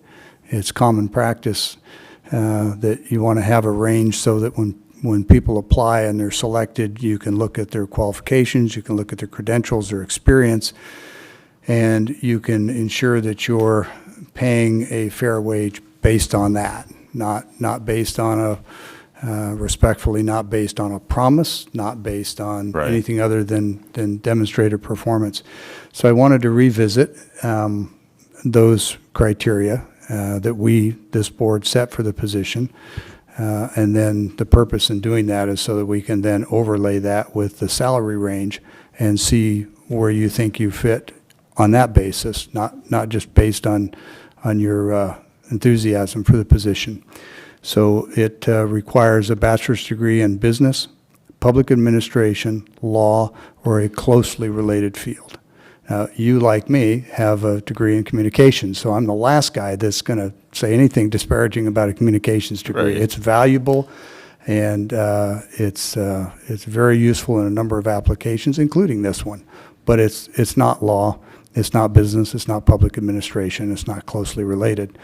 The second requirement was to have served at least 5 years in a progressively responsible public sector position, serving as the chief executive of a county or a city or as a department head. As I understand it, you're not a department head where you are now. You work for the department head, Mr. Rick White. Oh, that's a fact. That's a Yes. fact, okay. So respectfully, you don't have 5 years in those positions. In truth, you don't have any experience in those positions. So I say that not to in any way minimize your credentials. In your field, you've done great work. Not that I know personally, but I've read your resume. I have 40 years of experience in that arena, so I know what you've accomplished, and that's great. But that's not working for county government as a county administrator. So I'm looking at the salary range. I'm saying it's 130 to 155, and here's a gentleman who, as I've said before, I think is very personable. I count you as a friend. We're on great terms. We've never had the slightest issue on anything. But my job as a county commissioner is to look out for the interests of the citizens of Franklin County, and I'm saying if 130 is our minimum, presumably that's for a person who's minimally qualified based on the qualifications that we required. And since you don't meet those, it seems logical that you would start the same way we start all of our other county employees, is we bring them in at the advertised entry for the position, and then they work up through the steps, which is about 2.5% a year, which would take, I think it's starting out at 130, you'd probably be 4 or 5 years before you're in the upper tier of it. I realize what you make now. You've just told us, and I think that's fine. But I've really never been of a mind that because I'm making this much at one place, the next place should pay me that much or more. I've always used that as a personal guide to say, what am I willing to accept to take on the responsibilities of this next job? It clearly is a different job in a different context. So I want to at least close my initial comments with reaffirming that there isn't anything about this that frankly is about you, Mr. Michael Gonzalez. This is about. No, and I haven't taken it personally. I mean, Well, I know. I just want to clarify. Did you have a question in there, or were you just making a statement? No, this is my position. Okay, gotcha. Yeah. I wanted you to know right up front where I'm coming from. No, there's no question there. When I look at it in terms of the taxpayer interest, I have to look at what is the salary range, what are the minimum qualifications, where does the person fall on that scale? And that's the process I use to do this. And so, having said that, I could be a little bit flexible on it, but for you to come in as a gentleman who does not meet even the minimum qualifications advertised for the position, to bring you in at the very top of the scale, I would be hard-pressed to justify that to my constituents. So thank you for allowing me to be candid, and thank you for acknowledging that you recognize that there's nothing personal about it. Oh, absolutely. Not at all. And I know Commissioner Mullen probably is listening too. Commissioner Mullen, do you have anything you want to add? Yeah, I would just like to say that in the market today, the salary range is not out of place. I think that Mike Gonzalez has the ability and the drive, and I think he will succeed at the job, and I think that Franklin County would be fortunate to have him. And with that said, I think we need to negotiate, a salary that's fair and equitable to everyone. If you're asking me for a range, or just what my thoughts are on it,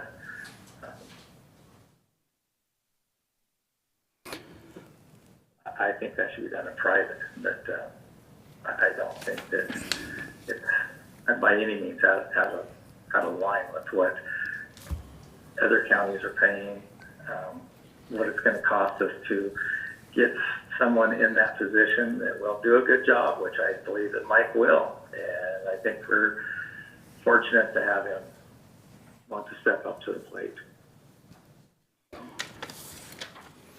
Mr. Davidson, do you recall what Mr. Johnson was being paid, given his extensive background, law degree, state service? So Mr. Johnson was here for north of 5 years, comptroller for the state of Idaho, director of admin for the state of Idaho, CPA, current CPA, law degree, 5+ years experience, and he was at 146.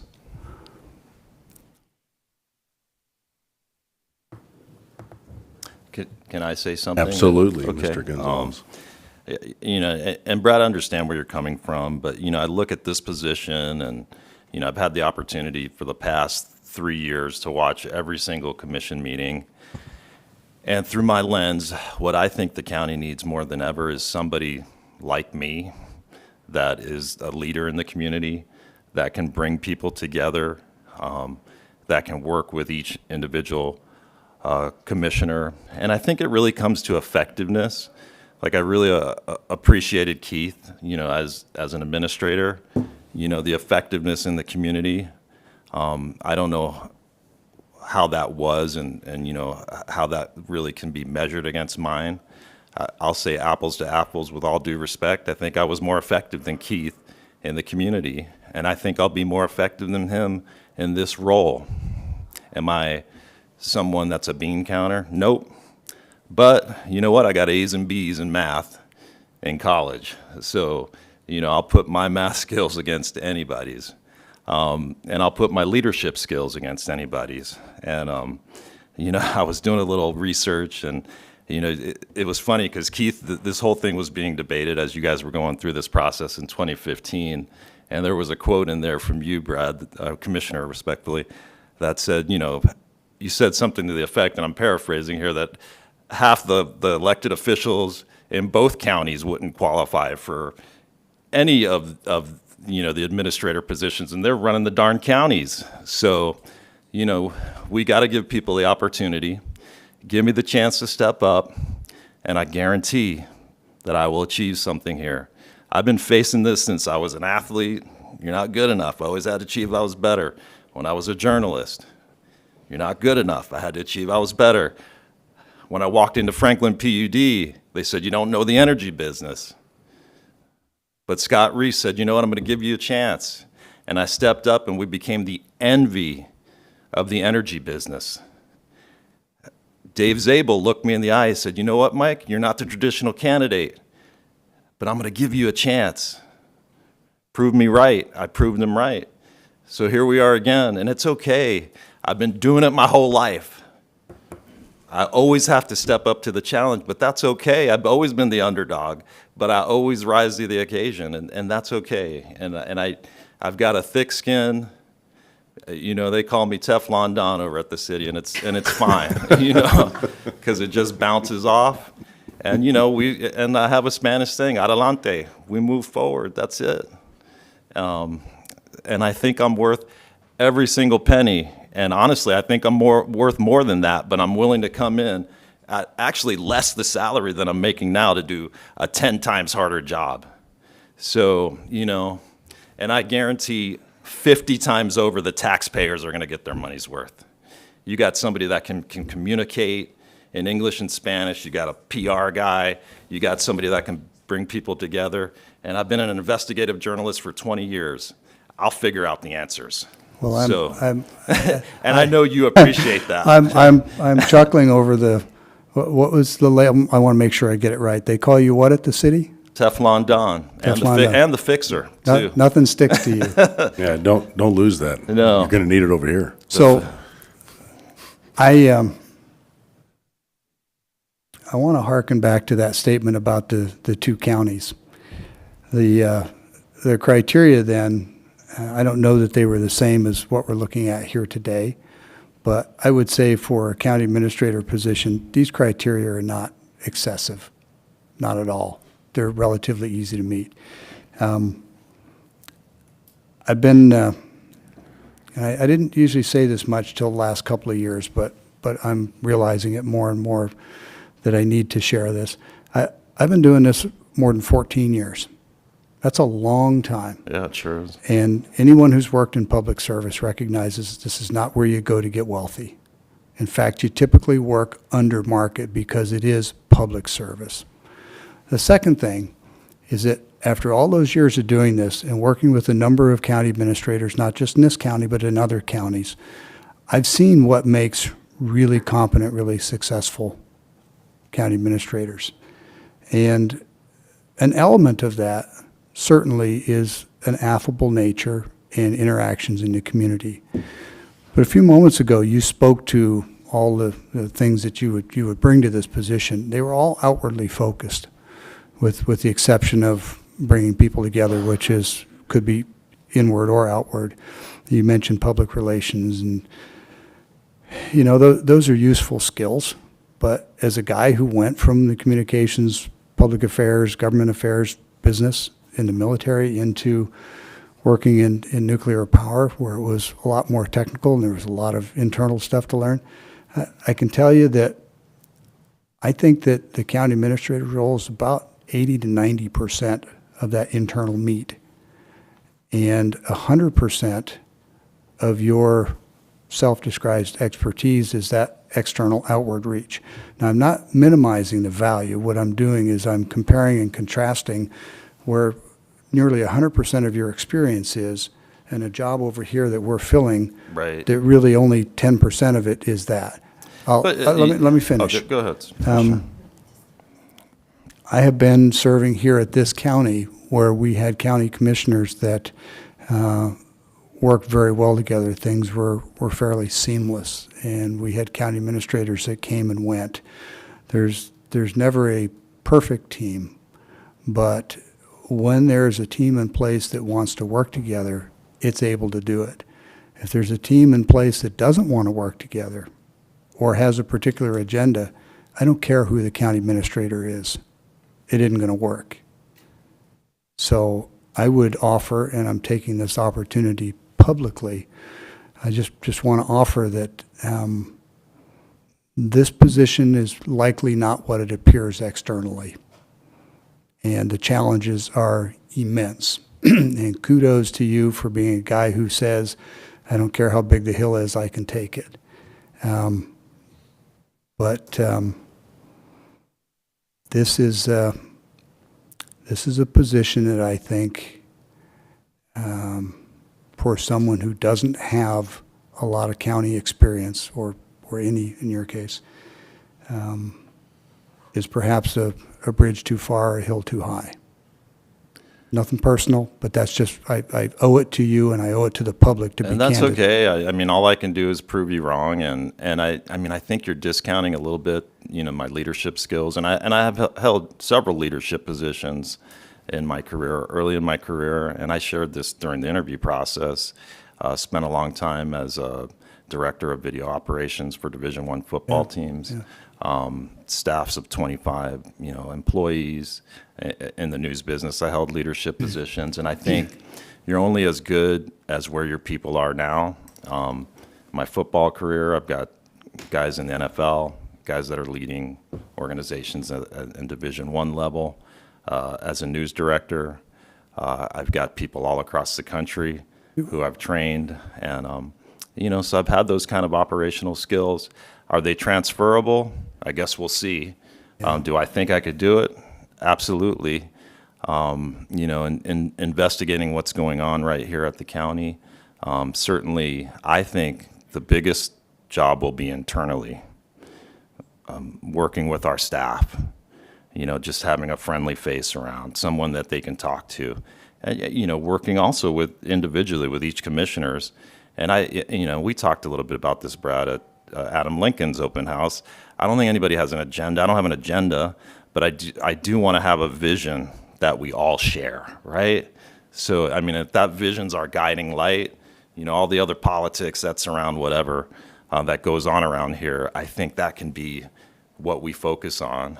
And, I gave you my word that night that I'm going to work with you, just like I'm going to work with Commissioner Mullen, just like I'm going to work with Commissioner Didier, so we can move this county forward. Yeah. And, I don't have to be a bureaucrat that's had 50 years in county government to do that. I proved I could do it at the city in about 2 years. So just, You said something that navigating. I want to follow up on, if I might, because I thought I understood your background. Were you a football coach? 'Cause No, I wasn't a coach. You said you worked with all these guys in football, and now they're in the NFL. Are they? No, I meant like as video coordinators. You know. So you supervise videographers videotaping football games, and that's the people that are in the NFL now. Well, it's more than that. You know, there's video analysis, there's computer Okay. systems. I just wanted to have a sense of what you were saying. Yeah, 'cause I didn't remember that No, football coaching experience. Yeah, Commissioner So- Didier would. Well, yeah, you know he's- the film guy. He's our football expert. Yeah. All right, so, interesting. You brought up our interview discussion. Is it okay if we talk a little bit about that? Do you mind? Yeah, I mean, Okay. absolutely. All right, I Hand just it want to have your permission. In that interview, you told me 3 different times that you were bar none the best candidate for this position, yet you didn't know who the other candidates were. I mean, I appreciate confidence. I do. That seemed like a bit of a stretch. And that's part of my concern, is that I see a great deal of confidence and ambition, and if I'm in combat ever, I want a guy like you that's got a lot of training and a lot of confidence and a lot of ambition right beside me. But he's going to have a lot of training too. And so, you know, I believe that you very well may be able to fulfill the role. At what level would be determined. Where I'm stuck is we're really here today talking about how much taxpayer money should we dedicate to your compensation for the services you're going to provide, and where is that in terms of your credentials. And if you had several years as a county administrator and a deputy county administrator and a city manager and a deputy city manager and a public works director, as one of the other candidates have, I would have no problem being at the top end of the scale. But you're the other bookend. You're highly articulate, you're ambitious, you're energetic, you're enthusiastic, you want to do a great job and very well may do a great job, but I think we owe it to the citizens to say, okay, we need to treat you as we do all the people who you will be working with. We bring them in at the lower end, and they work their way up through steps or through managed performance plans. So if nothing else, I'd want you to get off on the right foot with all the people you're going to be working with who aren't looking at the county administrator saying, okay, I see he's special. He doesn't have to come in and work the same way that we do, where we come in at the entry level and work our way up. It's a different position, but, you know, optics, and a guy like you understands optics as well as anybody in the room, that perception would exist. I don't know. I don't necessarily think it would, Commissioner, to be quite honest with you. Okay, I've heard it already, but that's... Well, I'd just like to add that had a bi-county meeting here the other day and got to meet with Jared McPherson, and I asked him what was his experience before he took on the administrator position over there at Benton County. Do you know what it is? His experience, Yeah, or our requirements here. He had 1 year as a deputy administrator, and then he went back to doing public. Right. Yeah, and then he got hired. And he had several years as a department head, which is one of our qualifications. Public Works and Planning Excuse me, both. Commissioner Peck, did I have the floor or did you? Oh, I thought we were sharing it, but go ahead. Well, I didn't interrupt you. No, go ahead. Thank you, Mr. Peck. Just help me get your facts straight. Well, I do need that help, don't I? We So all do. I too would like to offer you the job and give you that opportunity. But I don't think we can be at the top end. And I think that we need to have a, what I call a probation period, where you come in and you work with Mr. Davidson, and we give you a performance bonus at the end of 6 months, and then again at the end of 1 year. And you prove to us, the ones that are being very suspect of you, of your abilities. And I think if we can arrive at that type of probation period, I think we got a deal, and we can work our way up the numbers to where you're going to be right back where you're at within a year.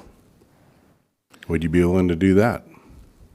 Well, I don't want to say yes in public because I would like to take a look at the contract before I actually say yes. But Okay. it definitely interests me, and we'll highly consider it and appreciate the offer. But I think any good county administrator would want to look at the contract first, right? Oh, absolutely. So, as I wanted to look at my contracts in the NFL. absolutely. before I signed it. So, yeah, I mean that sounds reasonable, And getting back to that film issue, that was the key to success, was not only watching the other team's film, Absolutely. but watching yourself practice. That's one of the ways of learning, and that is of the utmost importance. And our film man back there for the Redskins was highly sought after and was very successful. it's an intense job, as you would know. Yes, it is. So a lot I of don't want to respons- lot of- belittle it at all. It's a very lot of important job. responsibility. So, Mr. Gonzalez, I think it's important that we choose our words carefully. Bonus is different than incentive, which can be different than performance plans. I'm talking about a performance plan that has specific, measurable objectives, required deals, goals, if you will, for accomplishment, that after a set period of time, we can sit down and check off boxes and see whether or not it was done or it wasn't. So that's a performance plan. That's what I would advocate for, and that's what I've shared with my other commissioners. I want to touch briefly on the fact, though, that you have held yourself out as ready to come in and take on the reins of the position. You've been watching every one of our meetings, you said, for the last 3 years. I haven't even gone back and watched that many. You're a glutton for punishment. But we've got Mr. Davidson staying on at an additional cost to the taxpayers of, I'm just going to guess round numbers, but $30,000 or so a year probably. Because we're paying two people to do this position, one presumes that a little bit of overlap is fair for a new person coming in. How much overlap do you think you need to come in and take on this position that you've, I think, described yourself as ready to take on today? Reasonable, I would think 60 days is reasonable, to transition. Okay. To me, that seems reasonable. 90 I think that's at- reasonable. at That's the a most. number I would have given, Yeah. probably. Okay. All right, because that factors in a little bit to compensation consideration too, whether we're paying two county administrators or one. Yeah, Yeah. and ultimately that's up to you guys as a policy No, I decision. understand. And, I mean, I really enjoy Dwayne, and I think he'll be great to work with and transition with. And I know he's got retirement issues and those kind of things. It would be nice once he's transitions out, maybe have a retainer every now and then if you give him a call. Yeah. So however that plays out, that would be a collective decision. That I would certainly want to have input on, and ultimately it's the commission's decision. But I think 60, 90 days would be reasonable. I don't see Dwayne hanging out for a year. You said 60. I'm gonna. Yeah, 60 is fine. Okay. It sounds good. And I guess lastly, I just asked you, take you and me out of the equation. It's a public entity that's hiring somebody for a position, and they've said, here's the salary range. And they end up hiring someone who is at the, experience-wise, on paper, is at the minimum qualified, or maybe not even meeting that. Would you advocate for bringing them in at the top of the salary range? I think you've got to look at intangibles. You can't compare every person apples to apples, every position, oranges to oranges. So you'd think- set aside your criteria and.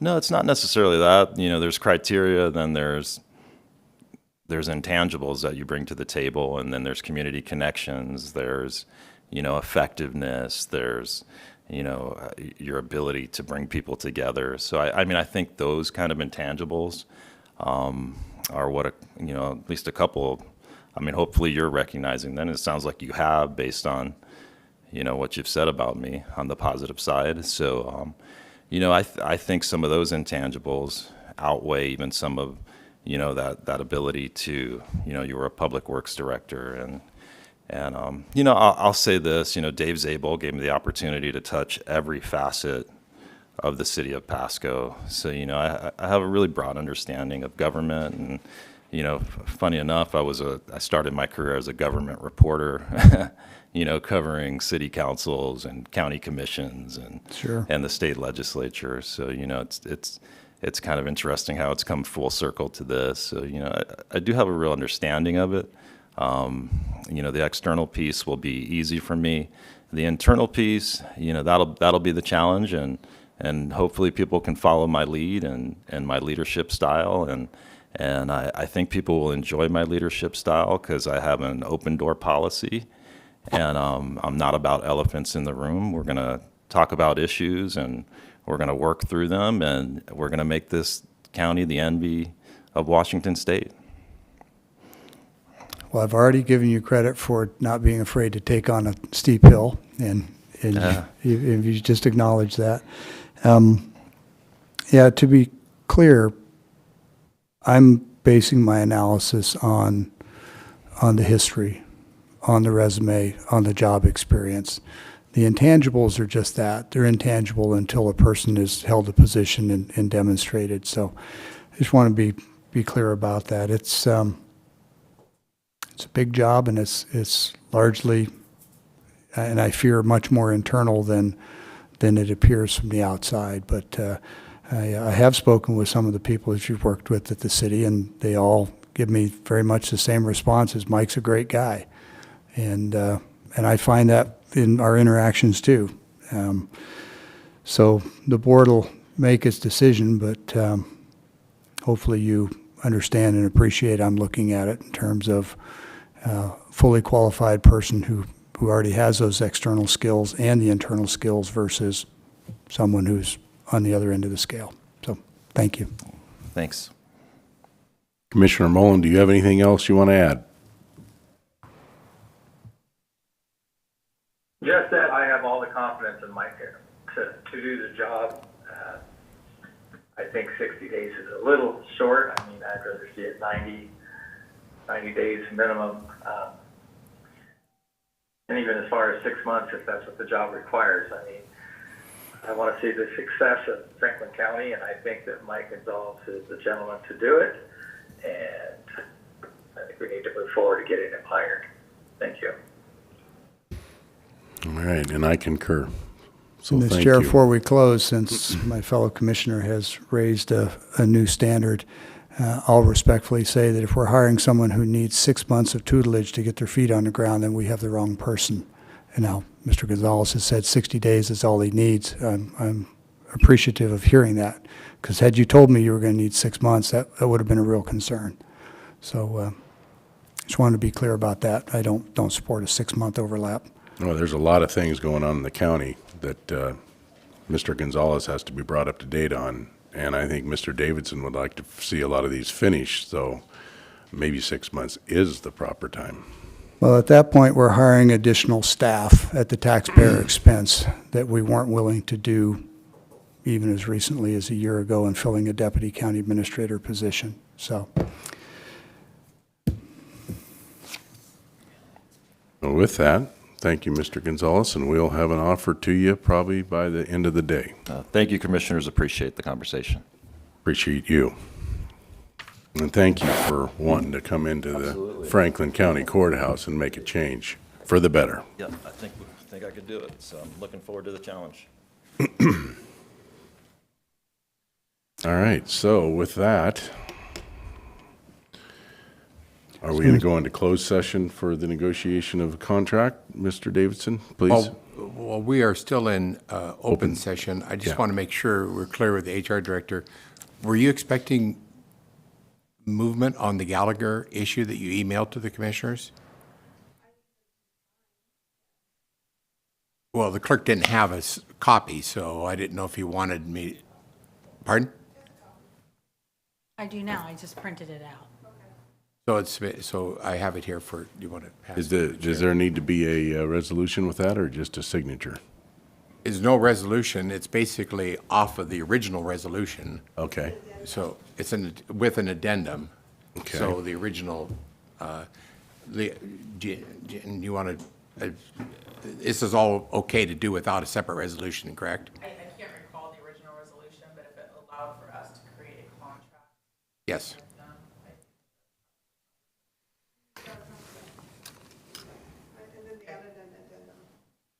This sounds like a separate action to me. No, I don't want to do it that way, but I don't recall anything originally where we committed. There was direction to go and seek out a service. I don't know if it was specifically from Gallagher to provide these services, but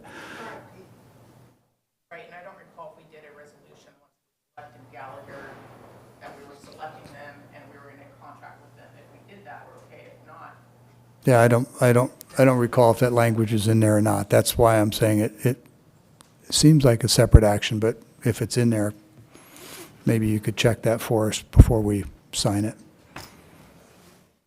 So are we holding, this is specifically why I asked about this yesterday, is if we had the ability to move on this or not, but now it sounds like we don't. Well, I don't know. Who did you ask yesterday? Could I look at that, please? Two there, Jen and Right.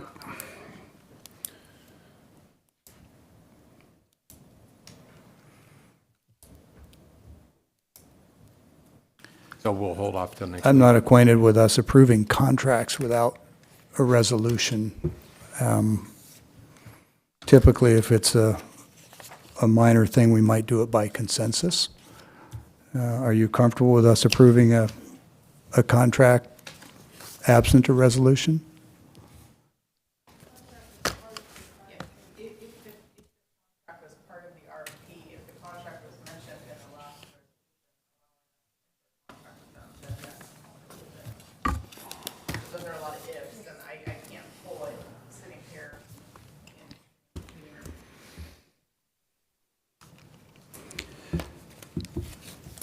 So we'll bring it back next week. Yep. Bring it back next week. So, Mr. Chairman, I don't think we've closed out the discussion on our next county administrator's compensation. So I'd like to speak to a comment you made at the tail end of the discussion where you said to Mr. Gonzalez that we'd likely have something for him by the end of the day. If the compensation plan is going to include a performance plan, which I think it certainly should, and as we've discussed, I think you agreed as well. That's something that needs to be worked out and then presented together with a salary. It's not something that I can imagine us being able to do today. So it might be a little bit longer than later today that we would have something for him. Well, this performance plan that you're talking about was not discussed in any of my discussion with him, and it was all you that talked about a performance plan and what would it entail. And I put out there that I thought the administrator should be in his office every day, should be one of the things, which Mr. Davidson has performed, but our previous administrator didn't, meeting with the department heads, with the electeds, bringing unity to the courthouse. Everything that Mr. Davidson has done is what I would put in the performance plan, which I think is pretty easily done. So my experience with performance plans is that you have specific measurable objectives that the employee is to accomplish by a certain period of time, and if they do, then there's a compensatory benefit that comes with that. Typically, they're grouped into 2 or 3 categories. One are the sort of baseline things like you're talking about, you know, show up to the job, go to meetings, talk to people, make nice. Okay, those are all minimum things that I think don't belong in a performance plan. That's minimum expected every day. But things like, you know, what are we going to do with a strategic plan? And what's the process for doing that? And what's the timeline? And ensuring that that's done with public involvement and public hearings, and we do a proper one, and we establish goals and visions. Now, that would be something that would be appropriate for a performance plan. You'd set a date on that, and then you'd say, once that's accomplished, then we'd elevate you to the next standard. There are a number of other examples I could give, and those are the kinds of things and the kind of input that we should probably give to HR and ask them to craft a performance plan that uses meaningful measures of accomplishment and ties advancement to those. To do anything else runs the risk of having very gray language that is so subjective that it means a different thing to all three commissioners. That's not a performance plan. This position, especially where we're bringing someone in who doesn't meet our own minimum qualifications, we, I think, have a reasonable interest in protecting the public's interest in ensuring that the performance will be there, not just because Mr. Gonzalez How about tells us if that I it will give you a be. list of things here that I would like to see him have done? I'd that prefer Mr. you give them to HR, and I'd give her mine, and maybe Commissioner Mullen could do the same, and we could find ones that are meaningful, as in directly relevant to the county's success. Two, they're measurable so that it's not subjective as to whether or not they've been met, and a timeline for when they'd be accomplished and what value we would attach to them. That would be my advice. Commissioner Mullen, you have anything to add? I think we should just go ahead and hire him. I think that this is only going to drag out the hiring process, and we need to get someone in and get them started. In 6 months, we're going to know whether or not he's capable of doing the job or where his abilities lie. And it's my recommendation that we just move forward and hire him. And you've already given us your range of salary that you would like him to start at? I And think we should start between 145 and 155. In today's market, you can't hire anybody. That's his quality for any less. And that's the reality of it.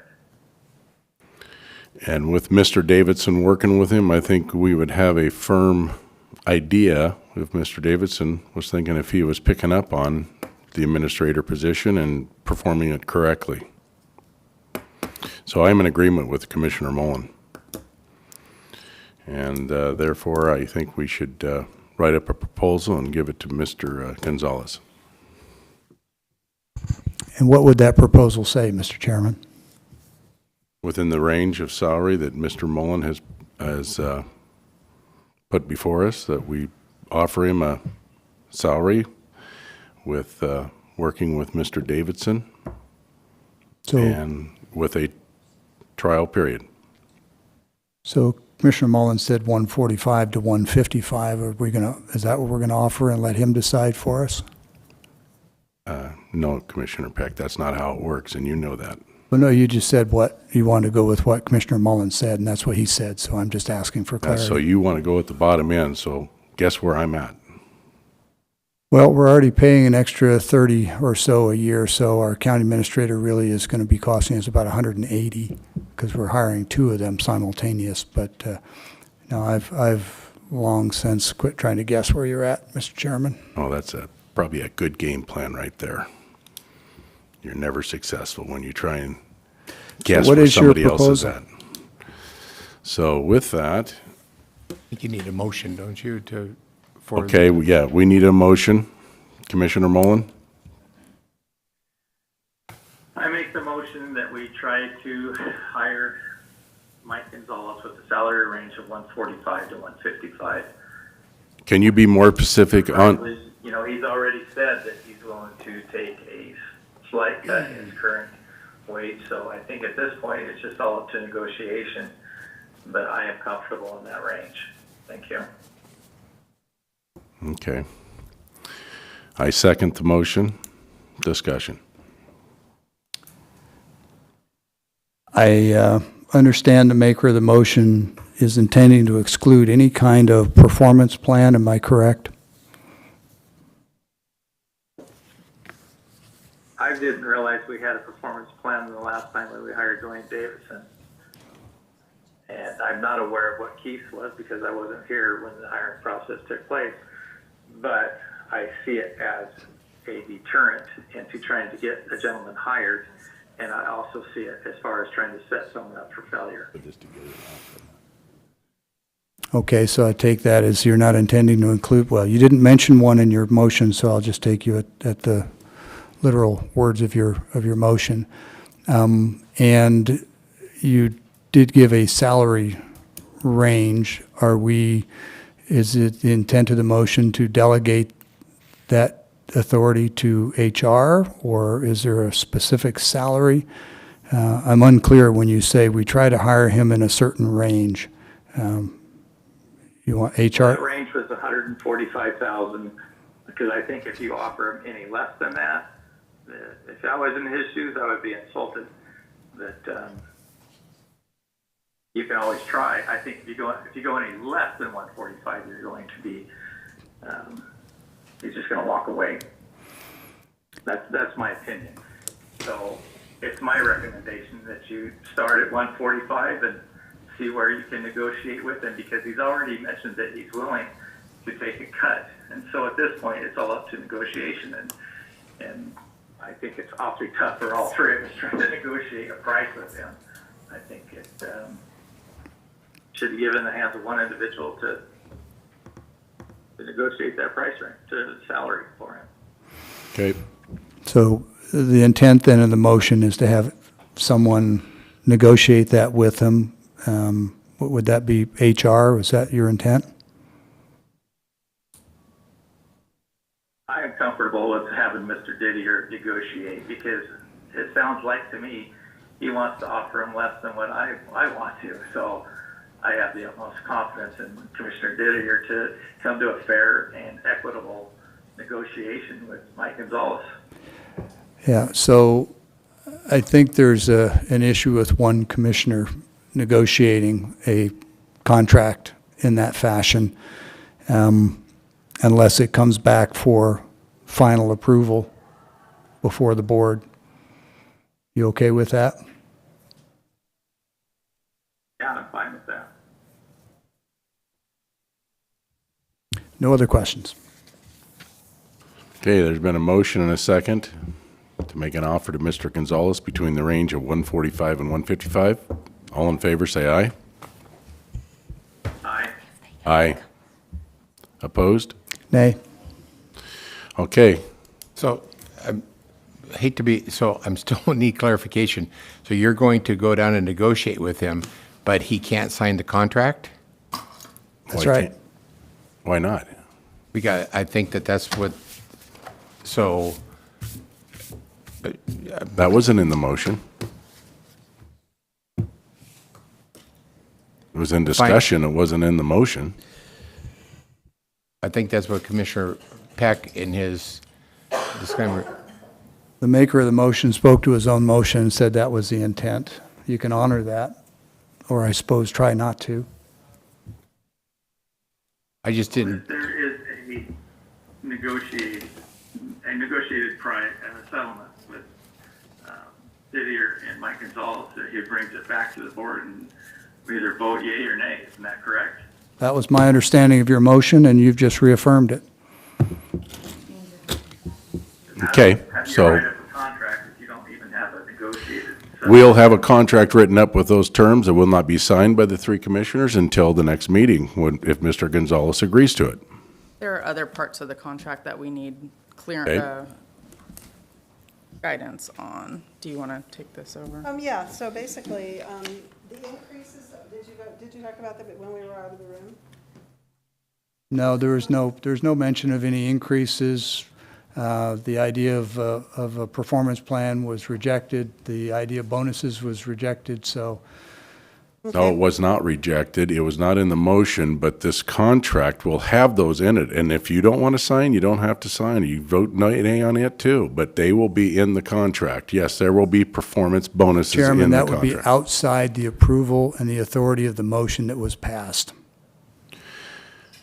Commissioner Mullen, would you like to make another motion? To amend it. Please, That's all part of the negotiations. please amend it. Then when he gets it negotiated, that both parties agree to, then he brings it before the board and we either sign off on it or we don't. We can look at it then. I'll agree to that. Okay, so what I have is 145 base salary, but being willing to negotiate up to 155. Increases, do you want me to put anything in an offer letter? Every 6 months is what I'd prefer. How much? If he's meeting, at what rate, Commissioner Mullen? I think he has to negotiate that. Yeah, that's negotiations. We're. And then they're bringing the negotiated back. Okay, I will let So him these all have questions it. that you have there, we need to go over with him in the room. And then The only we'll, reason I'm asking is last week, I thought we were going to go over these because I was told by Sean Sant that you guys have to decide on the terms. But she wanted him to bring it back to us and negotiate, it sounds like, right? We're negotiating with him immediately following. yes. Yes. Okay, that's good. All right, just needed clarification. So, Commissioner? Yes, Mr. Because Davis. this is taking a long time, and Mr. Gonzalez has actually got employment with the city, and I think it's fair to the city and to him and everybody that we expedite this as much as possible.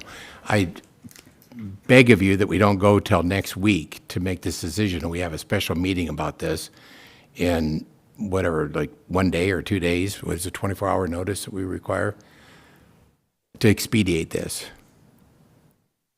Commissioner Mullen, are you available? Yeah, I think that's a great idea. So what day are we proposing? So, Mr. Chair, perhaps it would be appropriate to let all three commissioners weigh in before you start scheduling this meeting. Well, certainly Commissioner Peck, but Good, as thank you you. well made Appreciate it it. known that you're not. So, Go there's ahead. this thing called a Zoom meeting, and if the timing is coordinated, I can likely call in and participate. But, you know, I guess I fail to see the urgency of doing this before next Tuesday's meeting. You're going to be here. The city has still got their employee. He can brief them on what the timeline is. Where is the urgency? I think it's only fair to the city of Pasco that they have the opportunity to advertise for this position as soon as they can so that they can get a qualified person to be in this position. We've been negotiating this for some time. I don't see any reason to wait 1 week. This would be a single topic meeting. It should be able to be expedited in rapid fashion, so. Well, expediting the process, the city's going to have the same amount of time to advertise for replacement because they won't advertise until they know the position is vacant. So if they knew it was vacant today, they'd advertise today. If they know next week that it's vacant, they'll advertise then. But the week that's lost in between, they still have Mr. Gonzalez there working.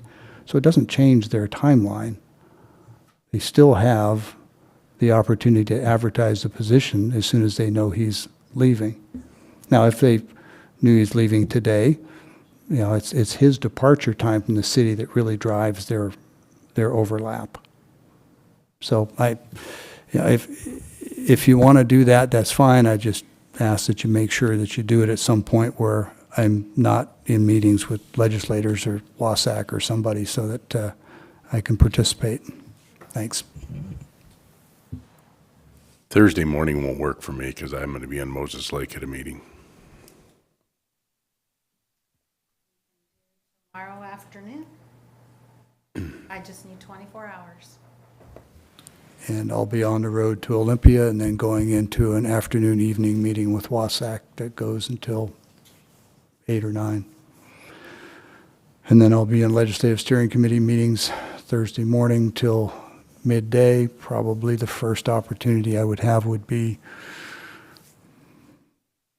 around 1 o'clock on Thursday. Or I could do something possibly Friday morning. Let me look. Board of Health meeting tomorrow from 1:30 to 3. Before that, Law Library, 12:30 to 1:30. We're looking at Thursday. Thursday, 1 o'clock. Thursday at 1 o'clock. I'll be coming back from Moses Lake. You be able to join by I could by phone, yes. Commissioner Mullen? 1 o'clock on Thursday? Yes, that's fine with me. Okay. Thursday at 1 o'clock. So is there any other business for the good of the county? Hearing none, this meeting is adjourned.